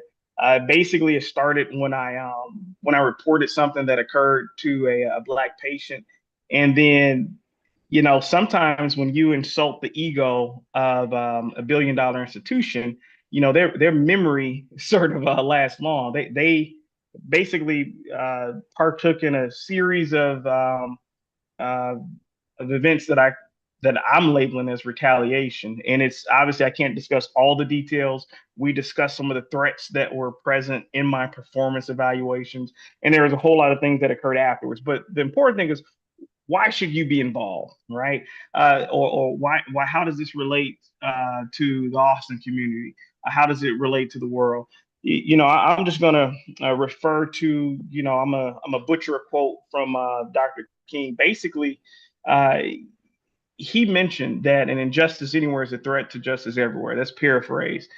He also spoke a lot about the interconnectivity involved with people of all backgrounds inhabiting our common planet. The reason that I fight for this against this sort of injustice is because if it can happen to a black scholar, a black physician scholar, it can happen to your kid. It can and it will happen to your kids. It can and it will happen to your family members, etc. My family and I, we started a campaign called Equal Right to Dream, and at its premise is that, you know, true justice is not just about, it doesn't always start sort of in courts. It's when we have the social responsibility and recognize that justice is truly in the hands of just us, JUSTUS. And so the sooner we recognize that as a community, and we don't frame things in terms of theirs and ours, but when we recognize that we are basically in this thing together. And so we have like I said, it's too complex to summarize in a short amount of time. If you want to learn more about it, you can visit us at www.equal2dream.com. These are some of the hats we got. So it's just us. And we got some shirts here and stuff like that too. But basically, the at that link, you can go to the bottom, hit us up on Facebook, and you can learn about it more. But the why is more important than the what. The why is that, as in the words of Frederick Douglass, power concedes nothing without a demand. It never has, and it never will. This whole movement is about making a demand. We're not talking about rioting on the street. We're not talking about, you know, hey, Black Power, nothing like that. What we were saying is that if you basically the moment that a community comes together and says, I'm not taking this anymore, that's the moment that they get free. And it doesn't always require a million man march. What it requires is a collective identity, a collective agenda. Obviously, I shared with Mr. Robinson previously when we were just chatting on the phone and whatnot. I was explaining how other communities, for example, Chinatown, they don't have to have a Chinese mayor. They don't have to have a Chinese alderman. They don't have to have any of those because they have a collective identity. When we as a community have a collective identity, we can get a lot. You know, our voice, our minds. Historically, we had collective identity, right? Because we weren't allowed to be anything else. But obviously, post-integration, now we got choice. And a lot of us choose not to adopt the previous identities. And so that's the movement behind Just Us, is recognizing that collective identity. And I'll stop there. Man, that's a mouthful. Hey, the other thing I want to make everybody aware of, what Dr. Rushing, you are in Minnesota now, right? Yes, sir. In the Twin Cities. Yes, sir. Okay, we're gonna tie you in with some people we got out there that's Please do. movies. Lady named Kate Berry. What's Kate name? What's the girl name out there? Huh? Kate Town. Kate Towns. Yeah, she got a program out there, man. TOWLE. Yeah, we gotta tie you in because she's in Twin City area, if I'm not mistaken. Also, she got a program called Sweet Potato Pie, something like that. Okay. Where the women come together, they share, you know, stories and issues while they make and bake these sweet potato pies.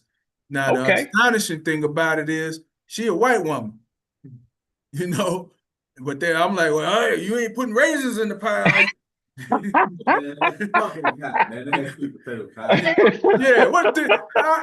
had that question once posed to me. Yeah, one of the guys I used to be a vendor of mine. He's like, yeah, I got a bunch of pumpkin pie for Thanksgiving. I'm like, pumpkin pie? I'm like, and I said, you never had sweet potato pie? He said, no. I said, you got to try it. You got to try it. Because pumpkin pie kind of bland to me. But nevertheless, they look the same, but they don't taste the same. Secondly, we got, I don't know if you know Dr. Mary Nelson from Bethel New Life. Dr. Rushing? No, sir, but like I said, I'm grateful to be introduced. You said Mary Nelson? Well, the other thing I want to tell everybody is he is from the community. Yes, sir. Yellow Flag Young School. He graduated out of there, what, 97? You got it. So when I'm you gonna just say something like that. Yeah. How? And who? Oh, one. Okay, so he came out a few years before you. Okay. Yeah, my man, Dr. Rudis, he came out of Howell. He went to Howell. You know where Howell's at, right? You know it. Yeah, he went to Howell and he graduated out of Douglas in Austin. in Austin. And yeah, you went to Douglas too? Oh, okay. That's what's up. So yeah, we try to tell, young people, I don't care what your background, but as long as you're doing something positive together, so we can move this crowd and create a movement. Because Yes, without sir. a movement, you do not have a living thing. And That's my correct. mentor, I tend to say, Butch Campbell, before he passed in 2018, we were walking up and down the street passing out flyers because we had a series of robberies, break-ins, thefts, and we knew where it was coming from. And we wanted to alert the community by bringing them together and coming to a meeting. These guys were so bad, helicopters was chasing. Wow. And they were right down on Menard and Thomas. They had bunkered into an abandoned building, and you look down the game where you see like 40, 50 stolen bikes. And they would rob the pizza man, they robbed the mailman, and then when they did that, the postal police said, "Nah, we don't take We ain't having that. messing with our property, messing with our employees, and messing with our customers and their mail." So postal police, we met with the commander, and they said, "Look, we will prosecute to the highest once we can't find them, but only one thing: if they're 19 years of age or below, we can't touch them." And the police told us. We ended up finding out these individuals were the majority of them were wards of the states. They were foster kids that were the one with the, in a foster home. So they would arrest them, then they would let them go because they had to. Police, they couldn't hold them because they were foster kids. But eventually we found out who owned, we knew my guy Butch, we found out who owned the place, and it happened to be Jesse White, the Secretary of State for the state of Illinois, his sister. And Butch was really good. He was a campaign guy for Jesse White. So he called Jesse and said, "Hey man, you need to get your sister's house straight. Because they wrecking shop over here on Northwest Austin area." And as soon as he did that, they went in there and made 3 arrests. People in the neighborhood saw that. The sister came back from Wisconsin and was down talking to the neighbors. "I don't know why, Jesse. I seen him and he cussed me out and isn't that? And I gotta go find out what's going on. I gotta go up to the police department." They were like, "Really? But you letting this go on and letting this stuff happen around? You ain't here, but you letting it happen." So that happened, and man, that stopped it all. It stopped it all. And a few weeks later, Butch died from an aneurysm. But before that, he said to me, we were walking, he said, "Steve, we got to stop having campaigns. We got to stop having programs because programs end when the money ends. Facts. Campaigns end when politicians or whoever's campaigning, season is over, like you said, every 4 years." He said, "We need a movement." And I said, "What do you mean, Butch?" He said, "A movement is a living thing. Everybody has an opportunity to do their part at their own pace, as long as they're striding towards the objective of the movement." And I said, "God damn." Wonderful. I said, "Butch, I've been knowing you 25, 30 years.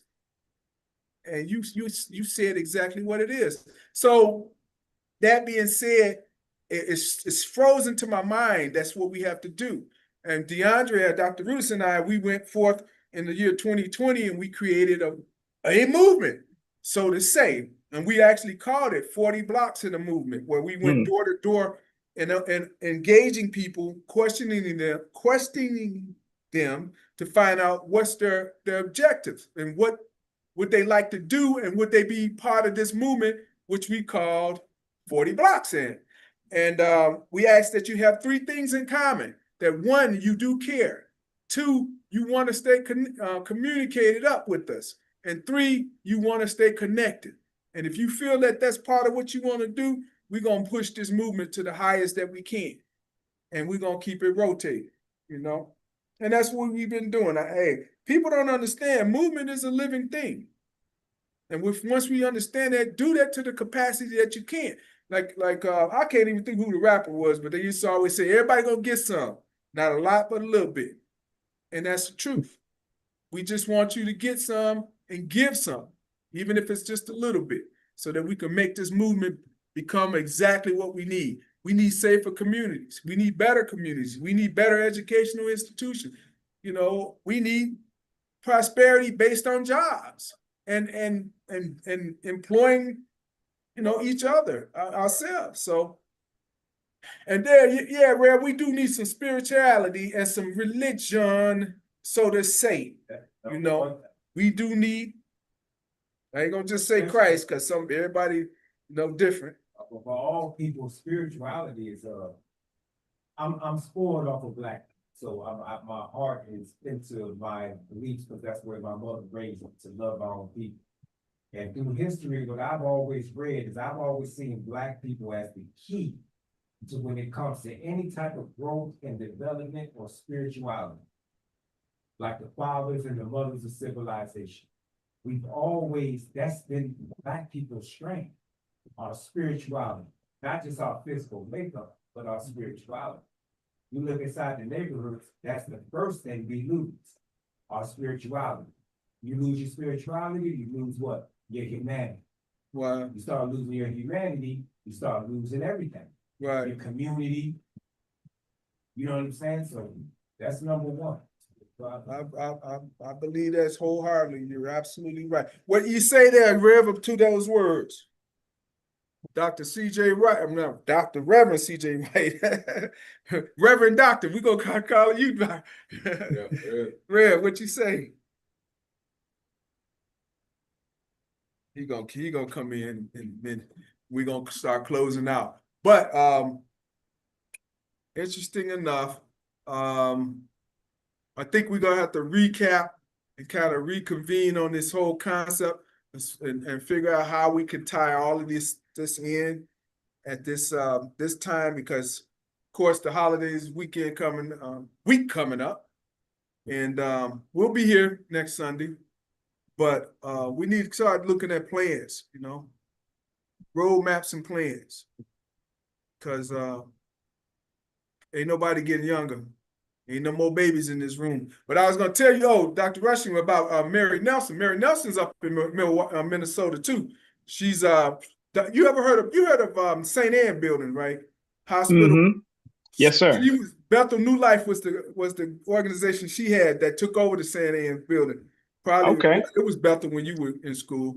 And but she's a big mover and shaker in the West Side, because they started off, where's Bethel? Bethel's on Keeler and West End. That's where they started. But they've been instrumental in Black community with Black people since the 60s. So, you know, that's a good connect right there. Okay. I'm gonna get her on. And maybe I get Kate on too. That's the neighbors here. You know. And we can shake and rock and move. All right, yes, at sir. this time, we're going to go around the room, and if anybody got anything to say in conclusion, please do so. What you got, Dr. Rushing, in conclusion? Well, in conclusion, you know, I just want everybody to be reminded of just us. We in this thing together. That's all I'll say. Okay, there you go. What you got to say there, Barry? Barry Corn. We'll come back. How about you, Ella? Well, you know, interesting topics tonight. I'm really concerned. I think that's Dr. Resching that was at Northwestern. That's correct. Okay, I'm really concerned about that because I have a daughter who works for Northwestern. And, you know, I'm a little concerned about how and what's going on there. You know, because me too. I'm concerned about it too. Because I'm not really, you know, understanding exactly what happened. I know you can't talk about it, but it's just something, you know, that I don't know. It's just not reaching me right now. because I just don't understand what they're doing or what they did to you or anything like that because of the case you have ongoing. And I know you can't talk about it, but You I'm really you can go to the website though, and it give you enough details to to where you can get an idea of what happened and what's going on. Again, that's www.equalright2dream.com. Text it to me. Text it to me. Yes, sir. And then I'll send it to, because this lady here been the block club president for the last 40 years since you was right here on Massasoit, right around the corner, since you were in school some 20, 30 years, 20 years ago. Yes, sir. I'll text that link to you. So we want everybody to be aware. It's tough to summarize it, but basically, if I had to summarize it, it would start with race-based threats being placed in my performance evaluation, and it ended with legally what you would call tortious interference. That means interfering with business relationships, communicating false things to state agencies, etc. It's a whole laundry list of things. Right. And the thing that's ultra concerning for our community is that billion-dollar institutions will continue to do this when they think they can get away with it. And so obviously we're taking it to the courts, but we also recognize that sometimes courts don't always do things according to law too, and it's a lengthy process. That's why we've always maintained. When you talking about federal courts and considering at the top of the charts when it comes to federal these days. You got it right. And so judges, they can write the word merely on an opinion, and then it'll they think that cancels out all of your arguments. Right. But this thing, it's really important for us to be aware of what's going on, because true justice, it starts with just us. Okay, meaning we have to shine a light on some of these issues. And sorry I wasn't able to address all of it. Looks like we didn't have we'll touch back time, but we'll get back. We're gonna bring you back. Sir. We're gonna because I can go into the details for sure. we're gonna rock on a bunch of levels with everybody. Yes, sir. But let me move on. Reverend Wright, go ahead, holler at me. In conclusion, I know you made it home now. Got anything in conclusion? Okay, all right. Dr. Orr, you got anything in conclusion? Yes, it's always a good conversation. So I really appreciate the conversation, Dr. Rushing. Thank you for sharing your story. Thank you for standing up, and not just standing up, but bringing other people with you. And I do want to say, the journey is together. Together we rise. We can't rise without each other.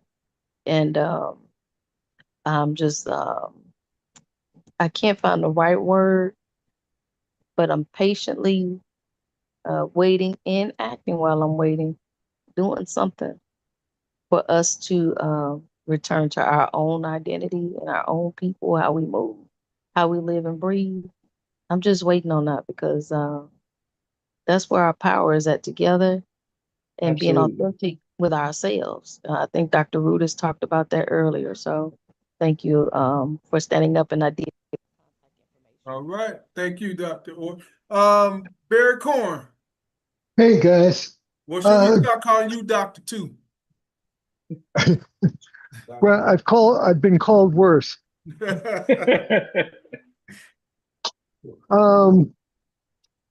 Let's see. Always good, like Tiny would say, it's always good being with good people. And the essence is helping each other. And I think that's what Dr. Orr just said. And I'll just add just a phrase or two more. One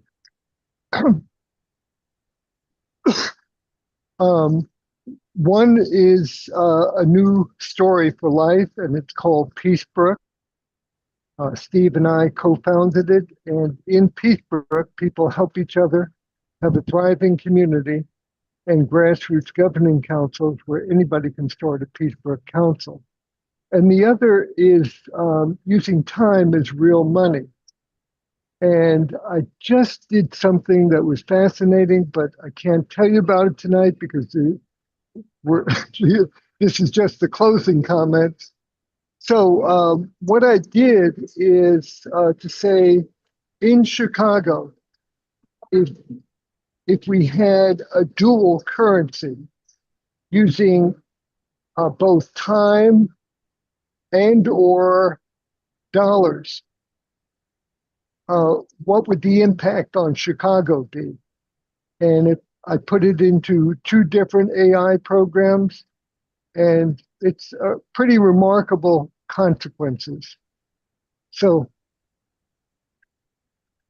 I'll just say good night, all. All right, Bill. Thank you. Thank you. All right, Rev. Did you get are you here so we can get blessed out? Hello, can you hear me? Yes, we can. Okay, this thing had me on, I'm not even driving, but it had me on safe driving mode and wouldn't let me talk. Yeah. That's what happens when you get old, you know, you can't figure nothing out. A little simple stuff. That's what it Come on, is. you're not old because I'm older than you. Don't start that line, man. I'm old. We're gonna have a battle of the ages on here. No, but it was good talk. I enjoyed listening to. Yeah, we need to hear from you more, Rev. I know you're busy, but you know. Yeah. In conclusion, Well, I'm getting old. I'm not as busy as I am old now. So you know. Come on. Yeah. But whatever I can do, you know, try to push things along. You know. One of the concerns now, what's going on with it? You know, we talked about y'all probably talked about it before, but the Chicago Avenue what's it called, the project or whatever it's called? You talking about Soul City? Is that what it's called? Yeah, they still it's I don't know when they're gonna complete Soul City. When you gonna complete that, DeAndre? You know? In terms of like the grand opening or whatever. I don't. Wait. Soul City corridor. How is that supposed to? I think it's an ongoing thing. Right, overtime building. Yes, overtime. Yeah. With Malcolm Crawford. What's the boundaries between what and what? Is there a boundary, or just the whole of West Side Chicago Avenue? I think it's from Austin to Cicero. Cicero, yeah. I think Cicero's the boundary. They're gonna add Cicero, I'm sure, but from Austin. Austin to Laramie. Yeah, because it was Austin to Central, but then they Central from there. Okay. So yeah. So nothing going on with Division Street. It's just everything focused on Chicago Avenue, huh? Yeah, mainly Chicago Avenue. That's what they. Yeah, but the stuff that's going on Division, you check out West Side Health Authority because they own a lot of that. Okay. Yeah, well, I don't think they got no project. They just closed the big project at Emmett School last week. Not that they have a project, but you know how they do. They get it and hold it. They don't. Oh yeah, I know you going. You know, that's Right. So somebody said they own that building now. That old school building on Central in Madison. Is that correct? We just said that. They just had the grand opening last week. Where were you? I sent you the thing, Rev. Yeah, they had the whole grand opening. They had the whole thing last week. Well, see what happens when you get old. You miss everything. That's all right. Moses was old. Moses was, yeah, he was. That's why he couldn't cross over, because he's old. Oh Lord. I know, right? You come with jokes. We come with jokes on the Sunday. I'm sorry. I'm trying to wind down. I'm sorry. It's been a long day. That's all right. We're gonna get you back because we're gonna dive deep, man. We gotta get some solutions on some things because this stuff getting real crazy. DeAndre, Dr. Rudis was supposed to get into the big, what is it called? Big Black Bill, Big Beautiful Bill. And what that's all horrifying about, but we're gonna do that because we gotta let people know what's going on. But at this time, we about to break it down, break it up, and get out of here. Next time we come on, they put a deadline to pass it. They put a deadline to pass it July 4th. So by the time we come on next time, it'll be done. I mean, they've already advanced it in the Senate. That was a preliminary vote. So they have one more vote to take. to see, but there's been a lot of pushback about it. So maybe, just maybe they'll read what's in there and be like, I don't know. So we'll see. But yeah, Right. the deadline's for it to pass. So Yeah, people need to know before they know. You know what I'm Hmm. saying? Yeah, that's Yeah. right.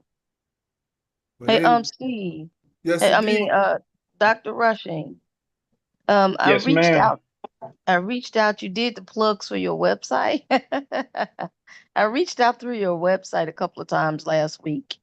And then I also put my contact information in the chat for you. I would love to connect. Okay, and let me get that. Make sure I got it as well. And let me I will definitely get the website reach out. I'm trying to reach the chat right now. But basically, I can just give you my email address now because I'm trying to access the chat, or I can send it to Steve too. I'll send her what you gave me from that webpage, right? Yes, sir. I can It's do that. yep, and I'll put my email and phone here too. Let me try to do Send her that. that right now. Okay, Raheem, what's your last name? Say Henry. All right, Henry. All right, Raheem, you got anything in conclusion before we get on, push on, get on down? Stay prayed up, stay focused.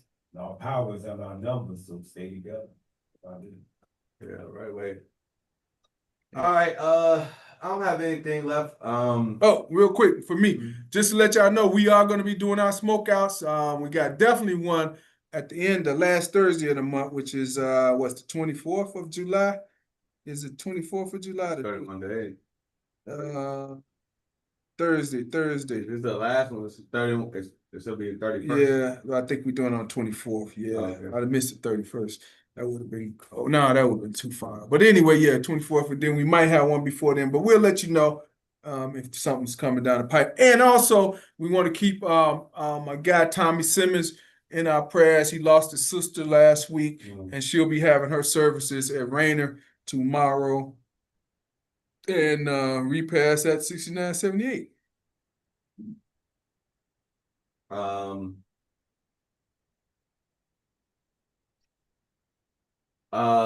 So for me, I just wanted to say again, we're gonna start education this Saturday. Wait, what is Saturday? Let's see. Saturday gotta be the 5th. It's the 5th. Right, okay, Saturday the 5th. Yeah. I mean, yeah, we still gonna do it. Yeah, so Saturday, we're gonna be focused on credit, and then we're gonna focus on business development. And yeah, that's it. And then like I said, we're gonna do some and we're gonna put something together for the community to come out and just kick it with each other. You know what I'm saying, on one of these Wednesdays. So I'll keep y'all posted on that. What you call it? Wind down? Wind down Wednesday. Wind down Wednesday. So Like in the Jamaican style, wine. So yeah, but that's all, y'all. Thank y'all for coming on, and I appreciate all the listeners as well as the comments and opinions and everything else that was shared. You know, keep this thing going. Like I said, they didn't